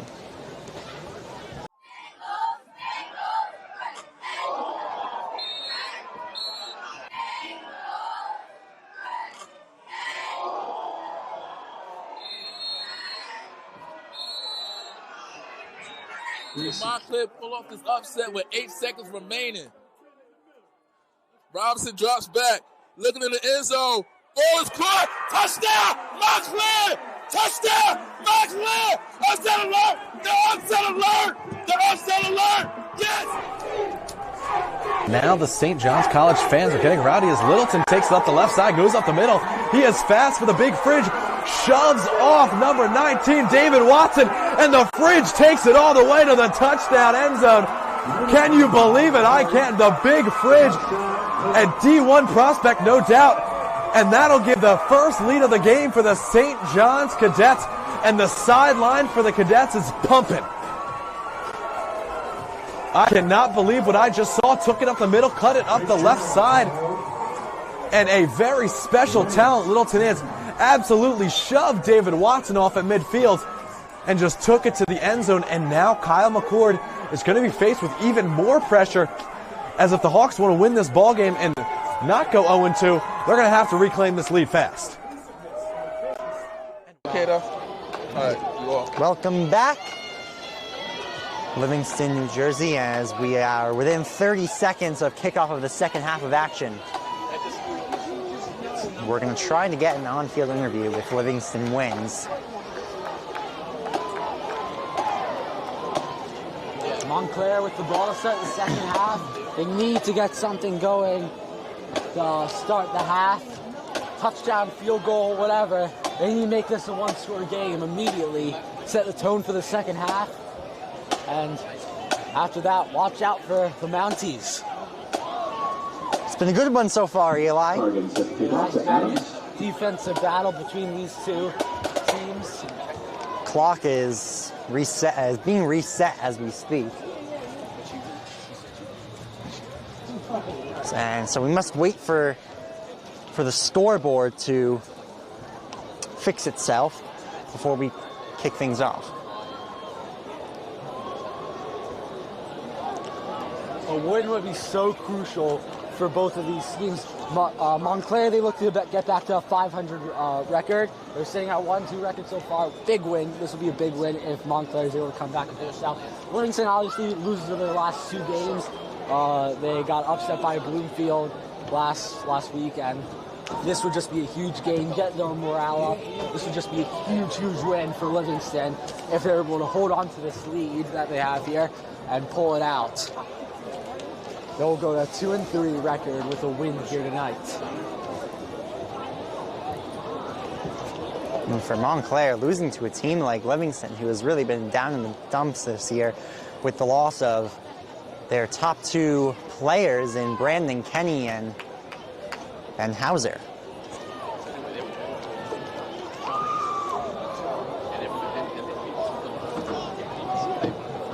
Montclair's coordinators have yet to make their way back up here. Try to find a little odd as the clock has finally been set. Livingston kicks this one off. It takes a bounce and picked up And gathered and pushing his way to the 38-yard line is number 41, Yassine Lathan. On the return. 11:55 in the second half, or in the third quarter into the second half. John Manello with the special teams tackle. 1st and 10 for Montclair at the Lancers 38-yard line. Excuse me, at their own 38-yard line. Pfeiffer checks it off to Adams. Adams, room to run, and he's taken out after a gain of 9 or 10. See if they'll mark him for the Hot pizza on sale now. First down. Stand. $15 for a whole pie, Lancer fans. Thank you, Home School Association. Hot pizza for sale Adams now. able to find a lane and take it for a Montclair first down. Nice way to start off the half of Montclair. And Montclair clearly, if only based on one play, made some adjustments to see if they can continue with that. Scrambling out to his right is Pfeiffer. Pfeiffer tosses it. He's got Adams. Adams to the 20, to the 10. He'll get him there for a touchdown, Mounties. And they're right back in it. It's 10-6. Well, like I said earlier, Montclair, they need to set the tone in the second half. And they just did that right there. A two-play drive for the Mounties to get right back in this game. And that was really the first time Pfeiffer connected on a deep pass. He's struggled with those deep passes today, but that was a perfect pass to get Montclair back in this game. Huge play for Montclair, a two-play drive. And all of a sudden, with the extra point here. And the extra point is good. We have a three-point game here. Lancer 10, Mountie 7. So all of a sudden, with just two plays into the second half, the Mounties get within 3. Excellent play connecting. He on the first deep ball of the game, as you said, between Pfeiffer and Adams, and Pfeiffer just put that ball on a platter, and that was gobbled up by Adams. We'll be right back. D1 Media Pro page on FHS Network. The North Jersey Orthopedic and Sports Medicine Institute is the preferred practice for diagnosis and orthopedic treatment in New Jersey. Our focus includes sports injuries, as well as the treatment of a broad range of orthopedic complaints, from common tendon ailments and arthritic joint pain to traumatic injuries. Our facility offers an on-site physical Dixon on the return as we are back. 3-point game once again. That drive took 2 plays and 25 seconds, and it went 62 yards. And that will be booted into the end zone for a touchback. It was a very simple drive. First play, a nice little screen pass got them 10 yards. Then they decided to go for it all on the second play. They've done deep passes many times in this game. Pfeiffer just hasn't been able to connect. I think Livingston, they've been getting a little lucky with Pfeiffer. I don't think you can count on him missing that many passes. And Eli, you know what this means. This game has officially tied the amount of points I've gotten to call in my previous 2 games combined for this year. My streak, I would like to say, is broken. Still not the highest scoring game here, but no, 10-7. But I'll take it, 10-7. Still about a half to play here. Hand up of the middle, pushing his way forward for as many yards as possible, and only a few is Cohen and Burnell with the stop. 6-yard gain, 2nd and 4.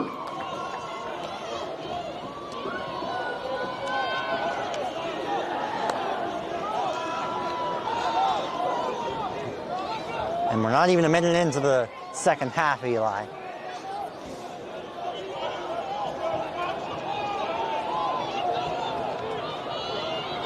Motion, and the handoff, and swallowed behind the line of scrimmage, but there's a flag.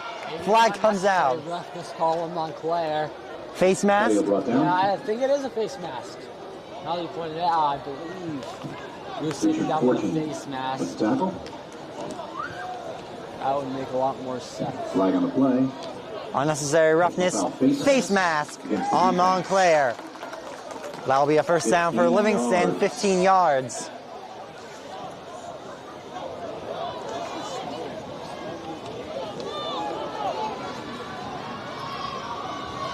First and 10 Lancers at their own 41-yard line.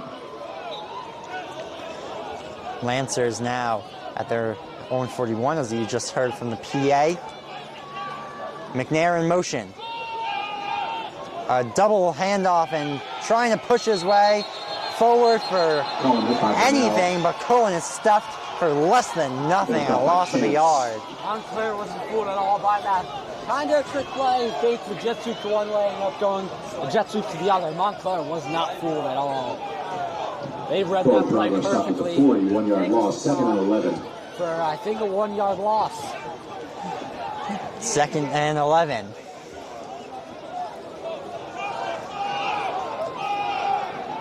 Another handoff. Shimming his way for a few.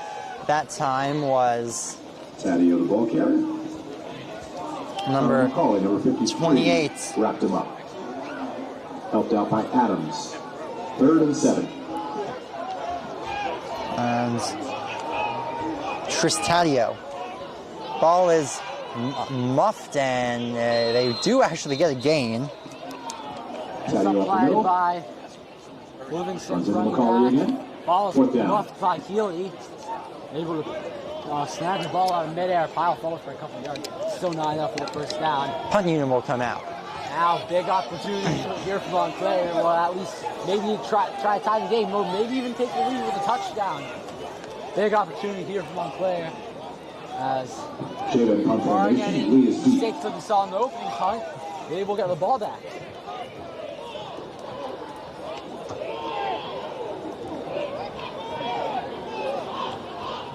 Punt taken and booted to the 20-yard line. He'll take a Livingston friendly bounce and roll out of bounds at the 18-yard line. Ball spotted at the 20-yard line. 1st and 10 Mounties. 8:53 to go. Montclair with a really good chance to take the lead here. No, I wouldn't say really a good chance. They are pinned fairly deep, but a chance. And if we saw their offense move this drive like they did on their last drive, just a 2-play drive, then, I mean, this could be a dangerous Mounties offense coming out here. They clearly made some adjustments. Let's see if Livingston adjusted back. I think it's just all going to depend if Pfeiffer can connect on those deep passes like he did on that touchdown pass there. But we all know that he's missed a couple of other chances for deep passes this game.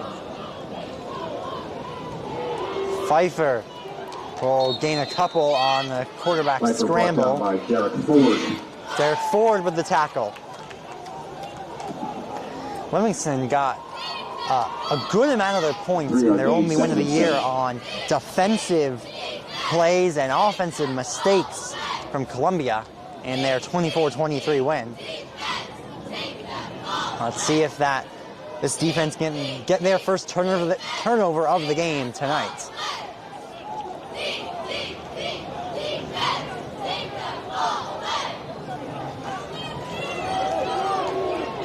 And Pfeiffer's taken down.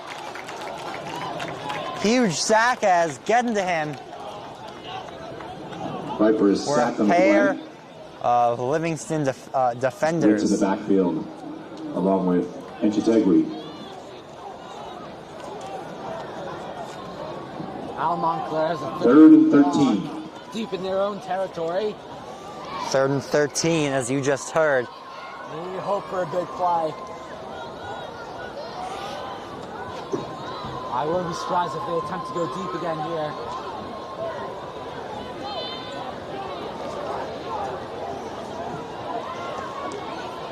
See what Pfeiffer's arm has got again. And he is off to the races. First down and more. And he'll keep going. He has blockers to the 40, the 30, the 20. Can they catch him?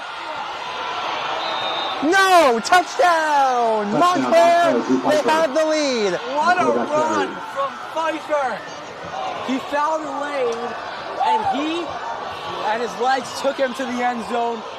He just needed a little lane, and he took off, got a couple key blocks, and just like that, in less than 5 minutes, Montclair has gone from down 10-0 to taking the lead.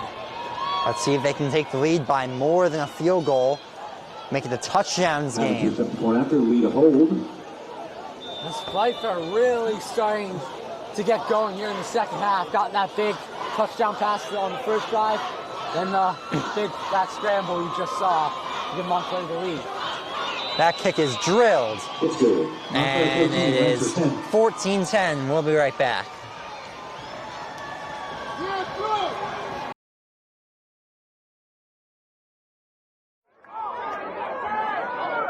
And he go to the air again, and that's a touchdown.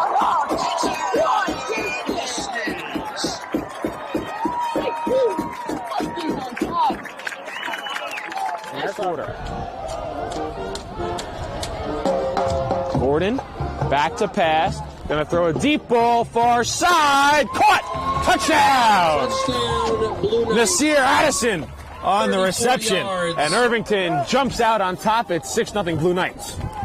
9:01 left to go here in the first quarter. Oliver from the shotgun. Takes the snap. It's a passing play. They'll work easy to Phillips. Phillips got a lot of yards. He's to the 20, 10, 5, touchdown! Welcome back. 14-10 Montclair. They scored 2 touchdowns in just 4 minutes and 50 seconds. Excellent start to the second half for them. They've clearly made some offensive adjustments, but now Livingston needs to respond. Livingston's been on top this whole game. Now they gotta play from behind. Dixon getting shifty to the 29-yard line. 30-yard line. 7:03 to go in the third quarter. Anthony Castro in on the stop for the Mounties.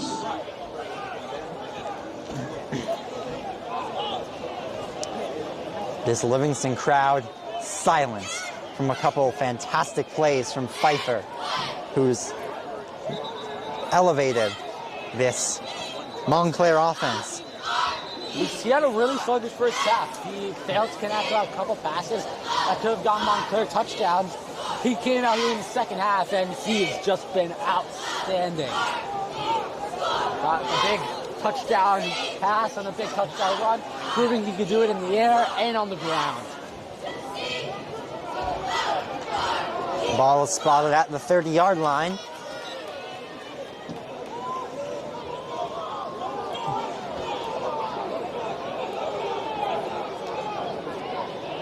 That'll be a handoff to the left side.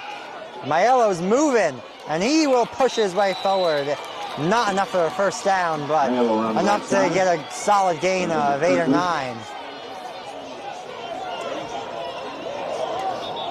He's been noticeable in this game, Eli, that's for sure.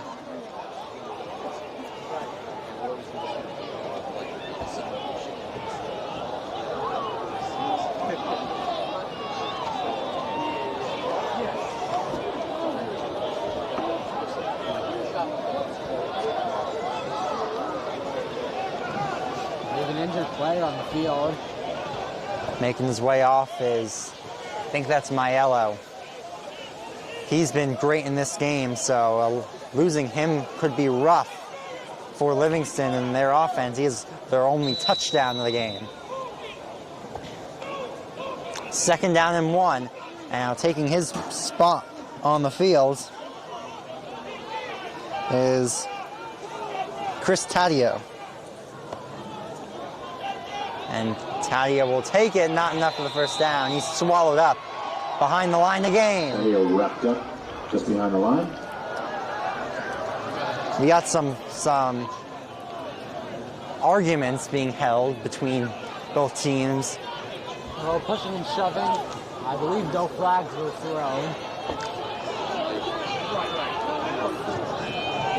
We definitely didn't have a Evans-Lattimore situation on our hands. 3rd and short. We not. 3rd and inches here for Livingston. All you gotta do is fall on it. Let's see if that's what Healy does. And it'll be a handoff. And he is stuffed. Taddeo. What a play from the Montclair defense. They just need inches from the first down. And the defense comes crashing into the backfield to stop Livingston for no gain. And I think down by 4 points, 4th and yard. I think Montclair is going to try to go for this. I agree, and I think they will. And they're moving the chains. Are they going to rule out a first down? Moving the chains. And yeah, I think they are calling this first down. I thought it looked like a clear stop as Dixon. Ball is out! Ball is out! And they do! Dixon had the ball slip out of his hands. And Montclair takes over in offensive territory. Wow, Montclair, they've just been so good to start the second half. They got a touchdown on the opening drive. They got the stop on Livingston's first possession, touchdown the second drive, and then they forced their second turnover of the game to get the ball back.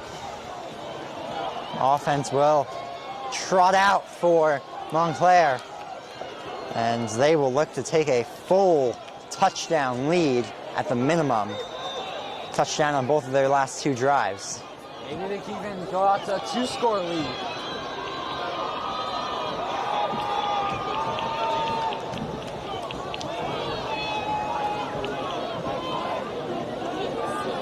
Pfeiffer looking to throw. He'll scramble, and he's taken down behind the line of scrimmage. That should be a sack, and a loss of 1. Pfeiffer hit by Ford and Inchategui. 1 yard loss. Ford with the tackle. 2nd and 11. And Chategui was there as well.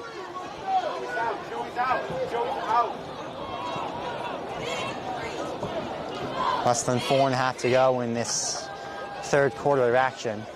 And Maiello will head back on the field. Put his helmet back on, he's ready to go.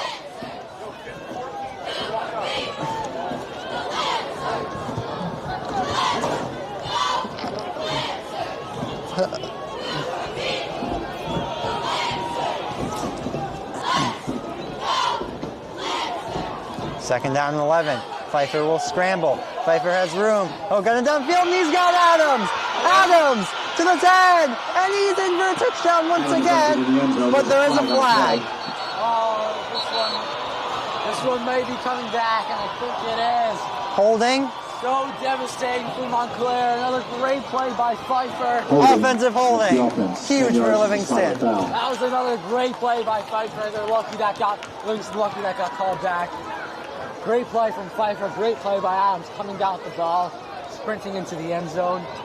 Livingston very lucky that they had the holding call there.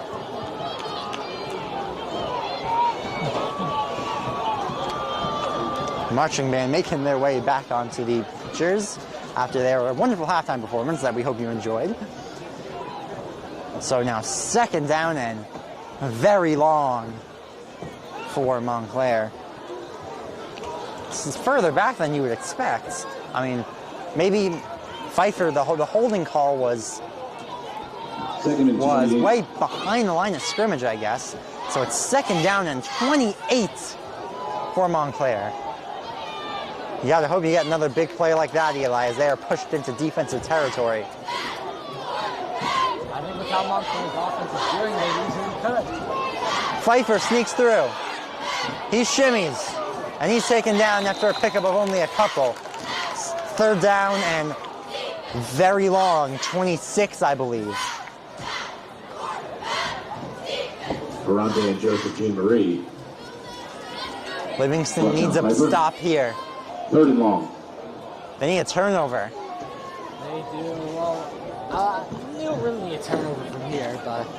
Well, a turnover would help. Turnover definitely would help. Haven't turned the ball over yet this game. But it's still 3rd and very long for Montclair. Livingston just can't give up another big play like they've done time and time again this half so far. And they would have given up another big play if it weren't for that holding call.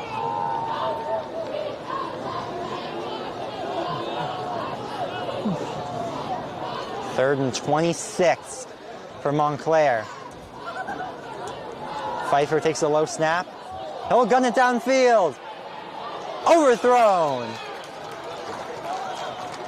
He was looking for number 1, Isaiah Holm. McNair in coverage, keeping the gap tight, and it was overthrown, and Montclair will punt it away. Wasn't as bad of a throw as some of other Pfeiffer's throws, but still a little bit off, and there was good coverage from Livingston. It was not just one-on-one, but it was one-on-one. Holm and McNair. Having to punt to Cullen.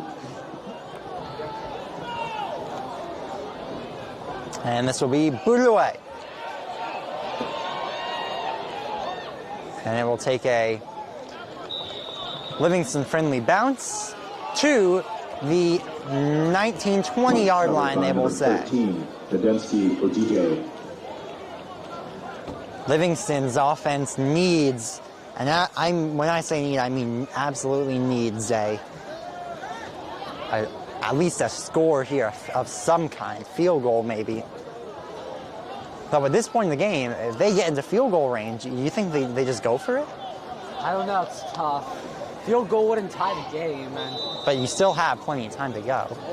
I think it mainly depends on where they are and how long it would take for them to get the first down or the touchdown.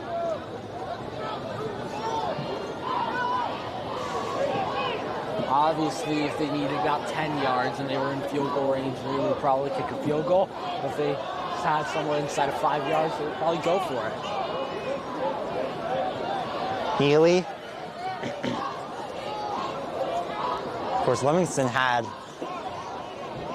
momentum in their favor when Dixon fumbled the ball, and Healy will try to not take a sack, but he will be taken down behind the line of scrimmage, a loss of a couple. As the ball was snapped high. Healy brought down the backfield. Claremont leading the way for the Mounties. 2nd and 11. Never mind, it'll be a loss of just 1, 2nd and 11.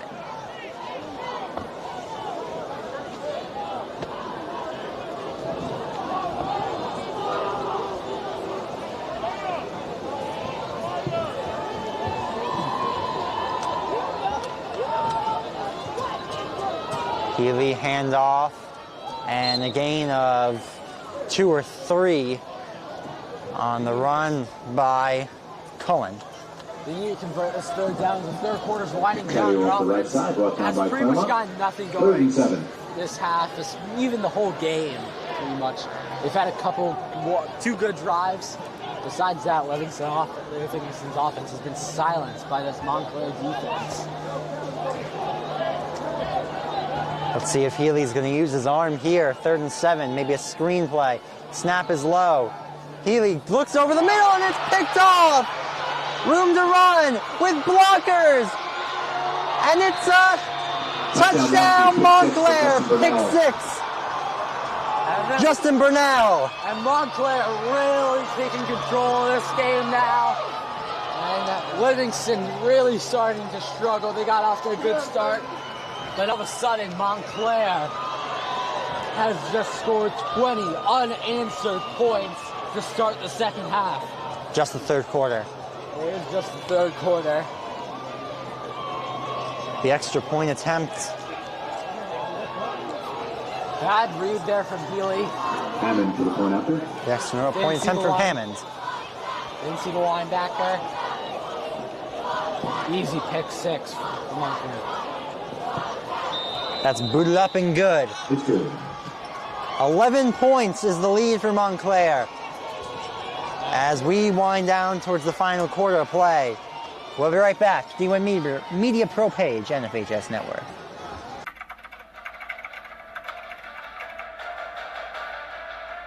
They score! Lloyd attacking and throws it down! Touchdown for St. Peter's! I'm here with Darren Lewis with Simeon Wilcher. Here with Presses Achua. About doing overtime.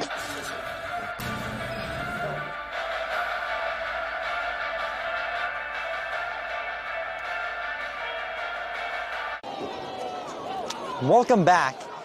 It's been a dominant quarter for Montclair. 21 unanswered points as their sideline is, and cheerleaders and fans are electric right now.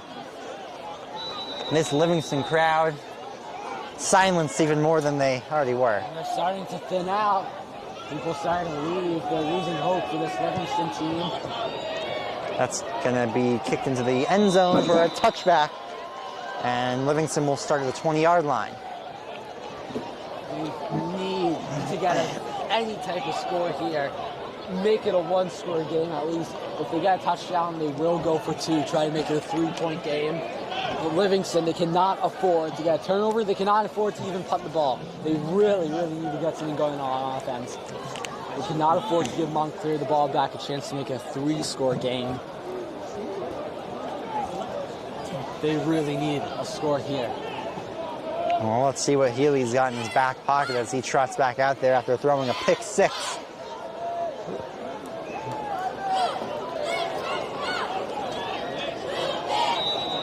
Still all three timeouts for both teams.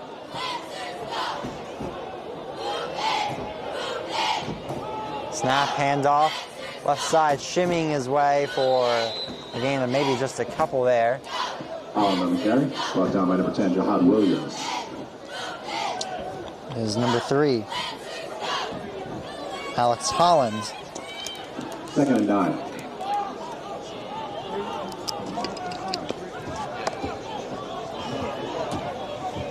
Second down and 9.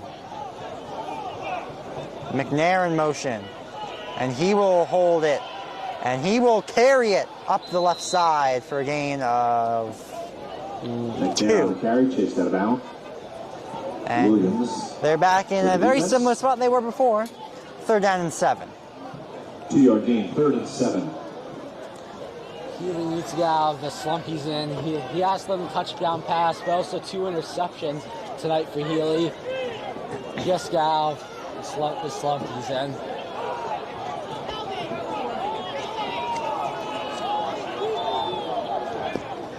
He's got Hollins in the backfield.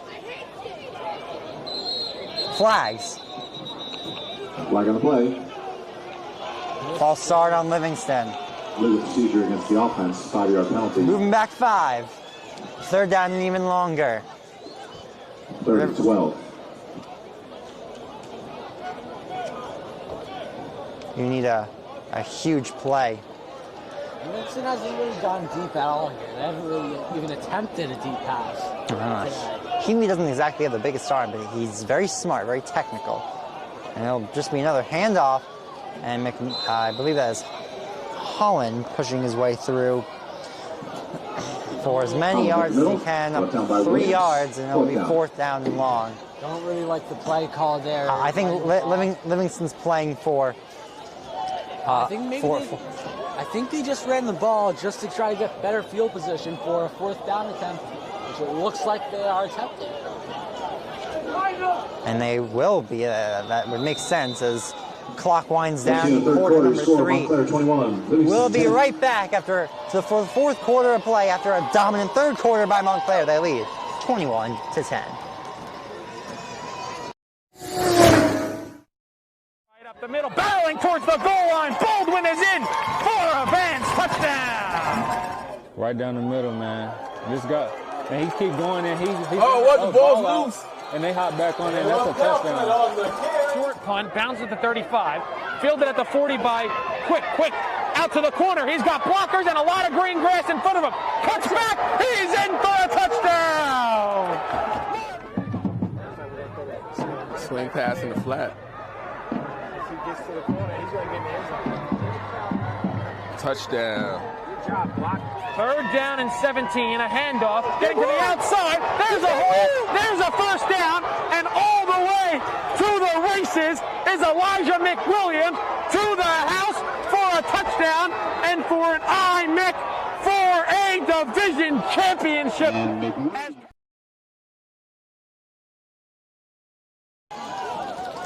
Welcome back, 4th quarter of action. Lancers trying to mount a comeback here, down to 11.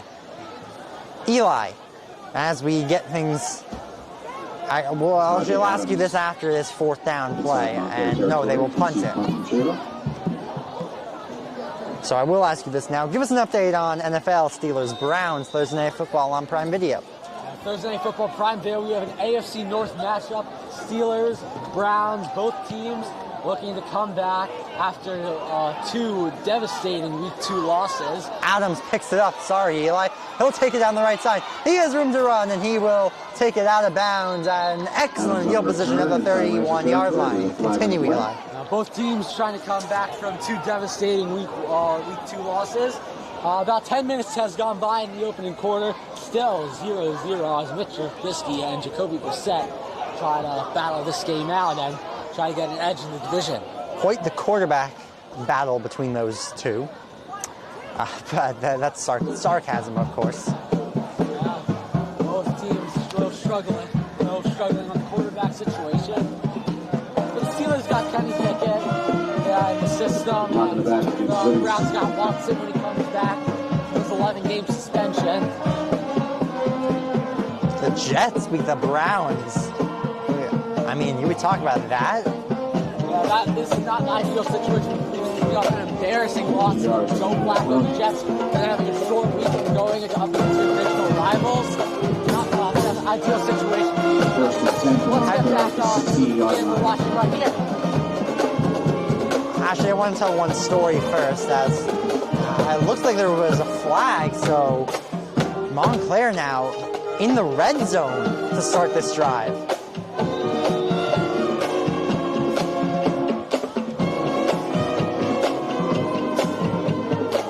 Snap, handoff, Adams. He's been dominant today, all over the place, and he'll pick up a solid game of 5. So, 2018, of course, the Philadelphia Eagles won the Super Bowl. But my science teacher that year, I was in 7th grade, Mr. Peters, was an Eagles fan. He told us the weekend before the Super Bowl, if the Eagles win the Super Bowl, you will all get an extra point on every test for the rest of the year. Even though we are Commanders fans, Eli, that was a happy day for me for one reason, and one reason alone. 2nd down and 5, another handoff to the outside for Adams, who will make his way in. 1st down, will he push his way to the end zone? Yes! Adams bullies his way home. What a play from Adams. Just a simple play there. It didn't look like he didn't get much yards there. He just kept on pushing with some help from his O-line, pushing him forwards into the end zone, and Montclair extends their lead to 17. Extra point to make it 18. And still 10:55 to go in this game. The extra point from Hammond.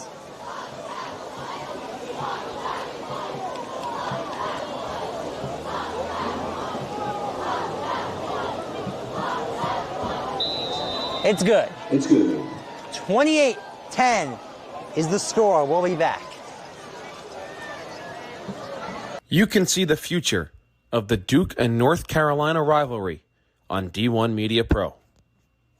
There you see Hubert Davis, head coach of North Carolina, here to see Simeon We're Wilson. looking live right there at a trio of Duke basketball coaches: John Shire, Nolan Smith, Emil Jefferson. Clock now at 12. Kicks it in the corner. Lively for 3. Got it. Derek Lively, a corner 3 in an early 3rd quarter. As he'll look to go off the dribble here, goes right around Lively, and he gets the roll. Inbounds to Wilcher. A step back, fade away through contact. Simeon Wilcher. He's out for Mbako. He'll try one from beyond the arc. And Mackenzie Mbako is on fire to start this one.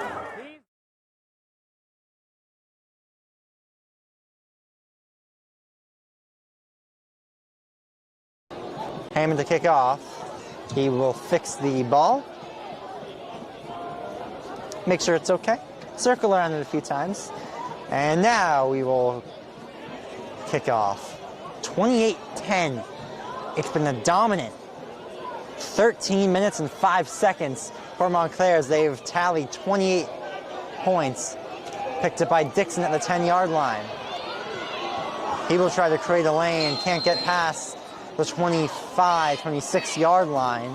Dixon on the return. See where they mark him, 27 maybe. And Livingston needs anything to try to get back into this game. First and 10, Livingston. Offside on the 27-yard line. Montclair on top. I don't know what happened to this Livingston defense. They were so good in the first half, limiting the Montclair offense with 0 points. And then they just come out here in the second half and they just fall apart. Montclair scored 28 unanswered in the second half. When Adams and Pfeiffer are going, and they're hard to stop.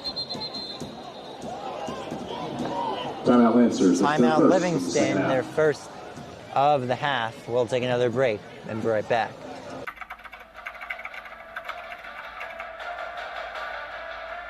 They score! Lloyd attacking and throws it down! Touchdown for St. Peter's! I'm here with Darren Lewis. With Simeon Wilcher. Here with Precious Achua. About doing overtime.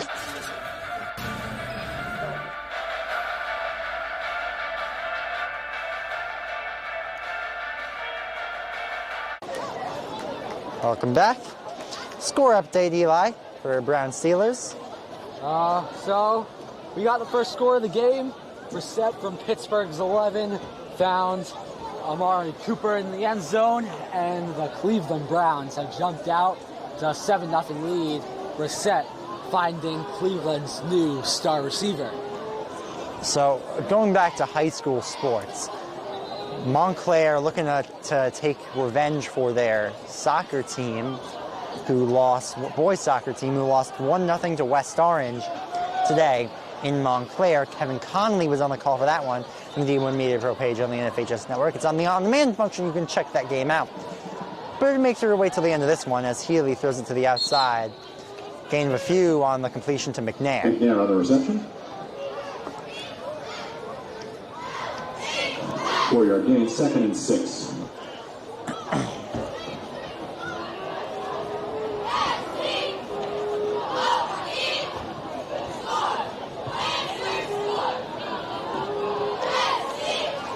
Healy looks to throw. He'll go again. And McNair gets the first down and a little more. He's shoved forward. Good tackle from Adams. First down, Straight up everywhere tonight. He has. So was McNair, though, who made the play for Livingston. Montclair playing a lot of zone. Healy throws over the top and it's picked off. Dragged down to the 30-yard line is Isaiah Holm.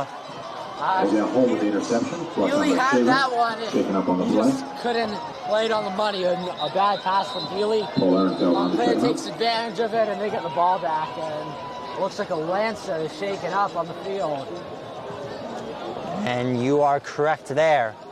And we'll take another quick break. The North Jersey Orthopedic and Sports Medicine Institute is the preferred practice for diagnosis and orthopedic treatment in New Jersey. Our focus includes sports injuries, as well as the treatment of a broad range of orthopedic complaints, from common tendon ailments and arthritic joint pain to traumatic injuries. Our facility offers an on-site physical therapy suite, in conjunction with specifically designed exercise programs, non-invasive and advanced healing technology. Specialist Dr. Michael Rusinella utilizes non-surgical and minimally invasive surgical procedures to help patients regain back their quality of life. Welcome back, and trotting off the field for Livingston is number 17, who is not listed on our roster. Sorry, number 17. He's able to walk off the field on his own well.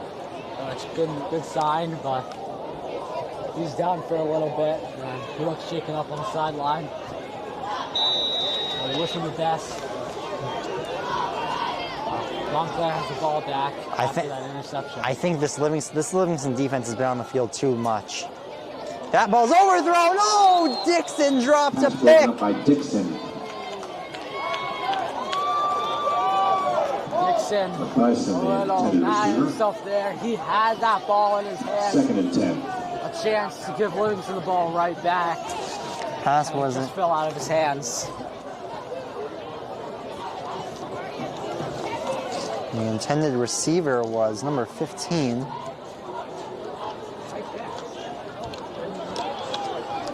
For Montclair.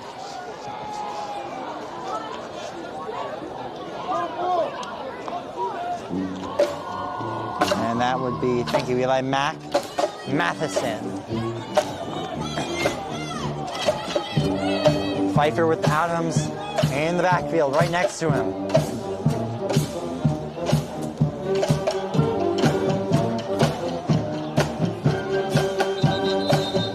Timeout called for Montclair.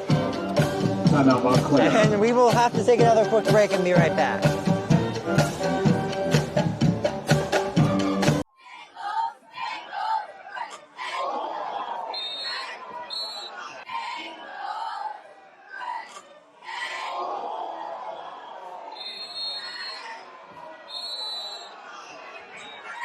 Montclair pull off this upset with 8 seconds remaining. Robinson drops back, looking in the end zone. Ball is caught. Touchdown, Montclair! Touchdown, Montclair! Upset alert! The upset alert! The upset alert! Yes! Now the St. John's College fans are getting rowdy as Littleton takes it up the left side, goes up the middle. He is fast for the big fridge, shoves off number 19, David Watson, and the fridge takes it all the way. Welcome back. Seven Nation Army being played by the Livingston Marching Band. Popular song to be played by high school bands. Pfeiffer with Adams next to him once again. Pfeiffer looking to throw again. He'll gun it downfield. He's got Tom Rogers and McNair. Wonderful in coverage, knocks it away. Pass intended for Tom Rogers, broken up by McNair. Excuse me. He stayed with Rogers that whole time, able to knock that ball away. There's 3rd no and 10. chance for Rogers to come down with that. Tom Rogers, Eli, that's his full last name. David Tom Rogers. He's had himself a pretty good game, too. I mean, he's been targeted a few times, for sure. 3rd and 10. I mean, even if Montclair doesn't get a score here, I don't think they're in any particular danger. They have a pretty comfortable lead here with just over 10 minutes to go in the fourth. No one in the backfield for Pfeiffer, so he'll throw. Or scramble at least. He'll dump it off to Adams, incomplete. So it'll be 4th down and 10. Great effort from Pfeiffer just to get that pass away. Went right through the hands of Adams. I'm not sure if that ball's a little wide or if Adams just missed it. Ferrante getting in there with the pressure. Either way, a great job by Pfeiffer to give his receiver a chance out there, and still avoiding the sack at the same time. Try a 47-yard field goal. They're going to take a long field goal attempt. I mean, Hammond has done a really good job booting balls all night long. Let's see if 4 for 4 on extra points so far. Let's see if he can get the long field goal. 47 yards. It's long for NFL kickers. Hammond. It's good. Good. Gage Hammond for 47 yards. Hammond nails a 47-yard attempt. That's something NFL kickers can't even do. Well, some NFL kickers. Oh yeah, there are most kickers should be able to make 47-yard field goals most of the time, I would say. But it's very impressive for a high school leg. You almost never see someone make 47 yards out. You don't even see teams attempt a field goal that long. No. So it's a 21-point lead now for Montclair. With 9:49 to go. You know, it's been a high-scoring game, that's for sure. High-scoring half, especially.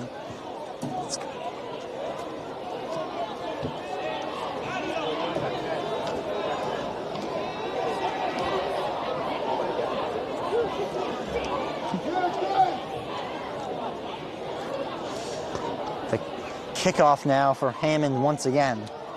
You know, Hammond is someone who's really impressed me today. I mean, he has the makings of someone who could, of anyone on this field, I mean, he might be the most likely to actually have a chance to play in the NFL as a kicker. He does. Being able to kick the ball that long at the high school level is very impressive. How ball is bobbled and picked up, and a lane to run off the sideline. He's one-on-one versus the kicker, and Dixon's going to take this one all the way to the house. Touchdown, Lancers! Return over 95 yards to the house. Well, I'm sure a lot of you guys have seen the miracle in the Meadowlands where Deshaun Jackson levels the punt, picks it up, goes back. Bobbling the kick does actually improve your chances of making it to the house. It throws off the defensive end, and that's exactly what happened there. He bobbled the kick, threw off the defensive end, and he took it to the house, just like Jackson did at the miracle Meadowlands. Extra point attempt from Chalfen. She's 1 for 1 on the day on extra points, and she also kicked a short field goal. And she will chip that up. She's 2 for 2. Deshaun Jackson, the punt return to Miracle Meadowlands, got off. An amazing comeback for the Eagles in that game. And now maybe that kick return is going to spark the comeback for Livingston. Still 9:35 to go. As we get back in this game, only trail by 14 points. Their defense will head back out there now and look to hold off Montclair. And, you know, we talked about the Jets-Browns earlier tonight. Steelers Browns. We talked about Jets-Browns from last weekend. The Jets were down 30-17 with about 90 seconds to go in the game. Livingston has over 9 minutes, 9.5 minutes, and they're down by similar score, 31-17. Eli, got a score update for us? Yes, I do. If anyone has Najee Harris on their fantasy team, he went 5 yards with a touchdown to tie this game up in Pittsburgh. We have a 7-all game in Cleveland. And we head back to this game in Livingston. Carr kicking off.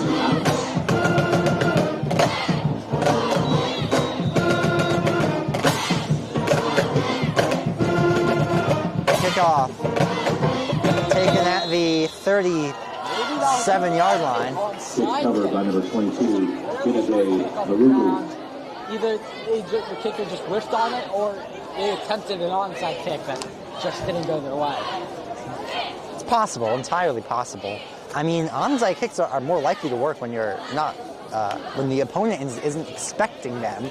So that is certainly something that could have been attempted by Livingston. That is if they are, that is if they're done properly. There's good ways to do onside kicks, and it takes a lot of time and effort. So onside kicks are actually harder than people think to do. Oh, much harder. They're very rare to pull off. And if done correctly, they could work a lot of times. Pfeiffer takes the snap, hands it off to Adams. Adams getting shifty, able to break away. Not enough. He's dragged down after a pickup of 10. That'll move the chains. Cullen with the tackle. Adams has just been unstoppable. He looked like he could have broken free there for a touchdown. Yeah, the two Livingston defenders dragged him down just shy of midfield at Montclair's 49-yard line.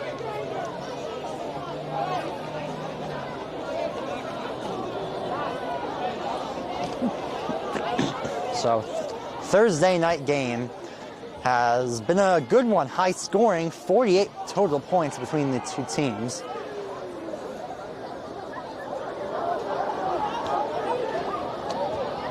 With 8:52 to go. And a first down now once again for Montclair.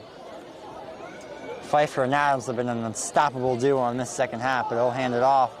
And getting only a few there that time was Justin Bernal. Bernal hit by Perez and Incategui.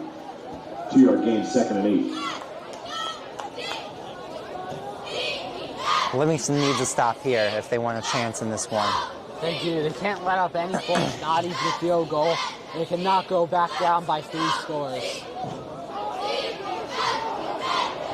They also need their offense to find some light, as their last touchdown came off a good special teams play.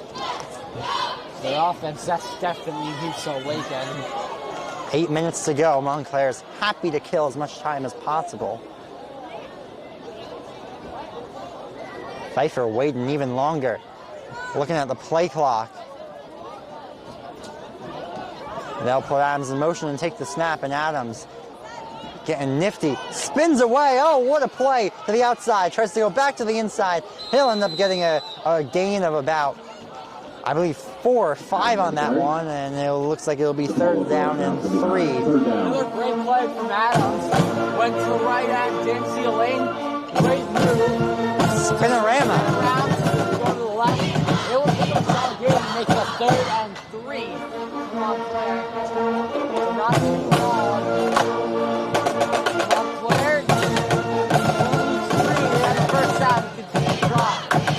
I imagine if they don't get this, they might try to go for it on 4th down. And what would be a 4th and short.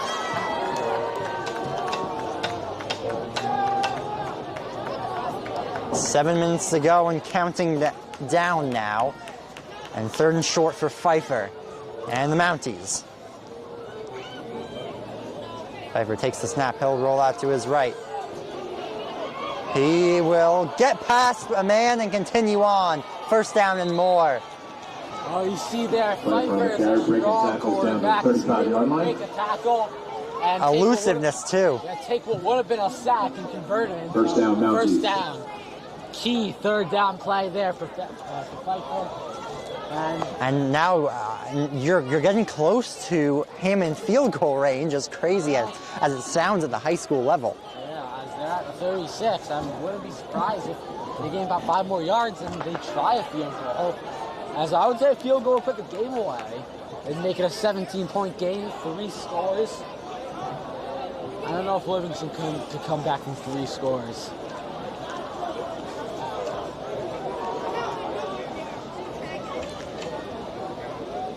Now, we're getting to 6 minutes left. Pfeiffer handoff to Adams. He's stuffed for a pickup of about 2 or 3. There's a flag that comes in. Adams. Another flag comes in.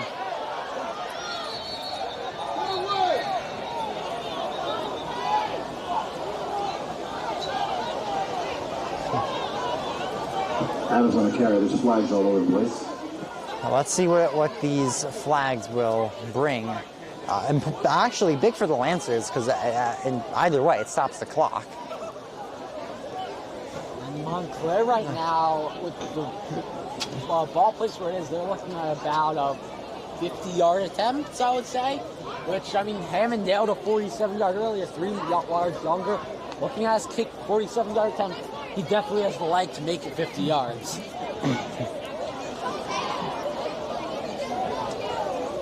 A leg like that, I would say he's most likely to make it to the pros of anyone on the field right now.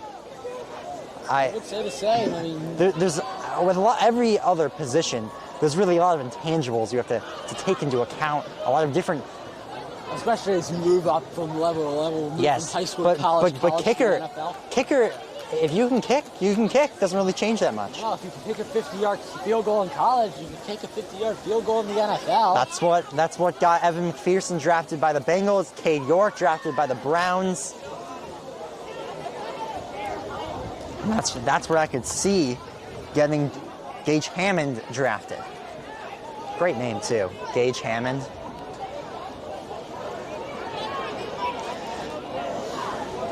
There's 2 flags on the play, 2 penalties on the play, both dead ball fouls. Personal foul against Montclair, personal foul against Livingston. The penalties all offset. Penalties offset, as you just heard from the PA. Personal fouls on both sides.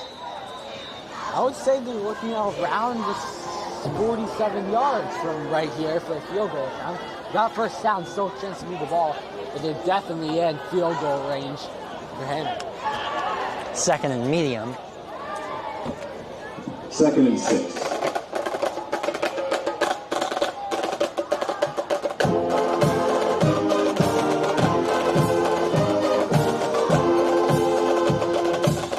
Pfeiffer hands it off. Excuse me, that was not Adams, but pushing his way through is Bernal, Dragged down by Cullen. and he will pick up the first down and more. Montclair's offense has really been moving and grooving in this one.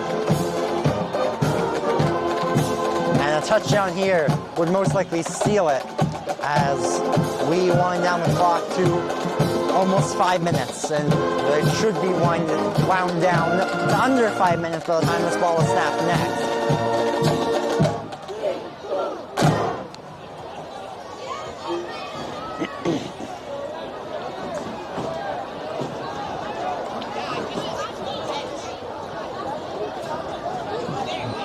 Less than 5 to go now. 4:45 and counting. Handoff, Bernal will get about 3 or 4, and it'll be second down and 7. Runs into Tegley. 2nd and 7.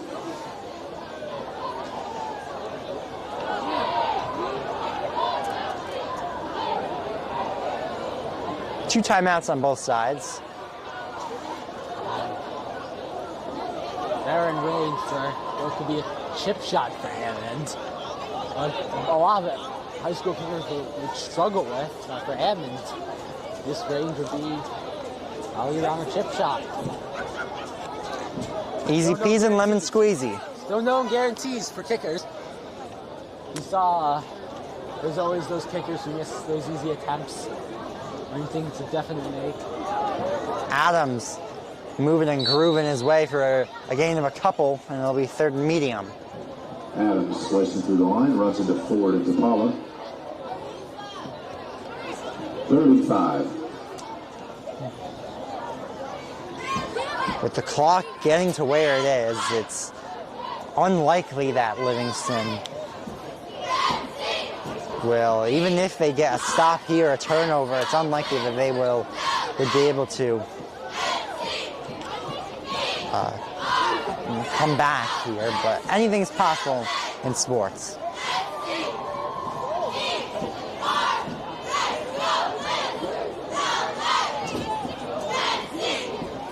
I think they got to hope for a stop here and then a missed field goal from them. Adams runs to the outside. Easy first down for him.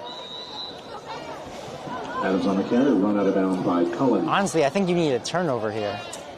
At this point, you probably do need a turnover. You know, you need a pick 6, not just a turnover. A lot of times defenses, you either play for the turnover or you play for a stop. And Livingston has to be playing on their heels for a turnover here, as Montclair now first and goal at the 6. And they've done a wonderful job driving downfield and killing a ton of clock. I mean, they have killed probably about 6 minutes of time. At this point, Livingston needs to hope for a turnover that gets them here or in the end zone and then an onside kick. And that will be a handoff, and Adams is taken down. First time they've really neutralized Adams this whole game. And it'll be second down and goal from the 12. Loss of 5, I'm sorry. 4? Where are they spotting this?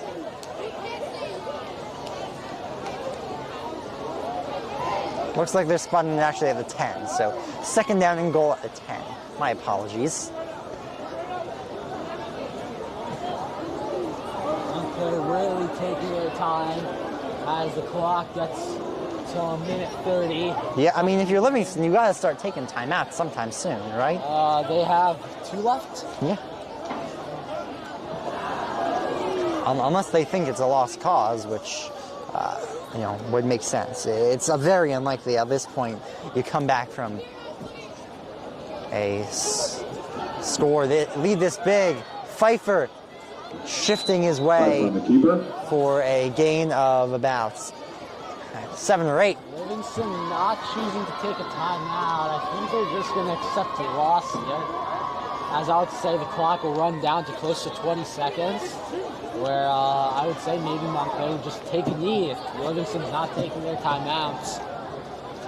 Maybe Montclair just takes a knee here. This is a message from Coach Matsakis to this Livingston team, not using their timeouts. And it looks like they're in formation to take a knee.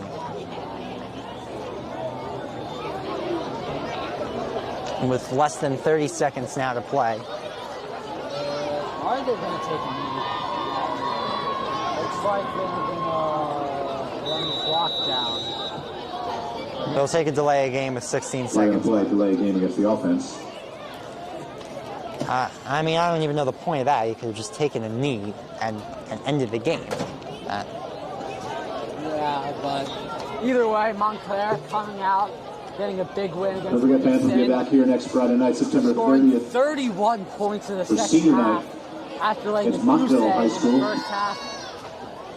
And that... I don't think the clock should be running here, but I don't think it matters. That'll do it. That's The the final score, game. Montclair 31, Livingston that's the 17. game here tonight. We'll see you next Friday night. Montclair Rangers take on the Mountville Mustangs. Thank you for watching. As you guys just said, final score, Livingston 17, Montclair 31. Pale green and white. A reminder, And upcoming marching games. band. Next game here at the Jake will be tomorrow night. Ryan Lowey in the call for a big soccer game, Livingston Seton Hall Prep. And Saturday, early afternoon, I'll be on the call for a huge football game, Irvington Seton Hall Prep at the Kelly Athletic Complex. And then senior night next week for Livingston next Friday night. Yes, sir. As they're down to 3 straight losses as they hope to finally get back in the win column. 1-4 is Livingston's record. Thank you for watching, and have a great rest of your evening.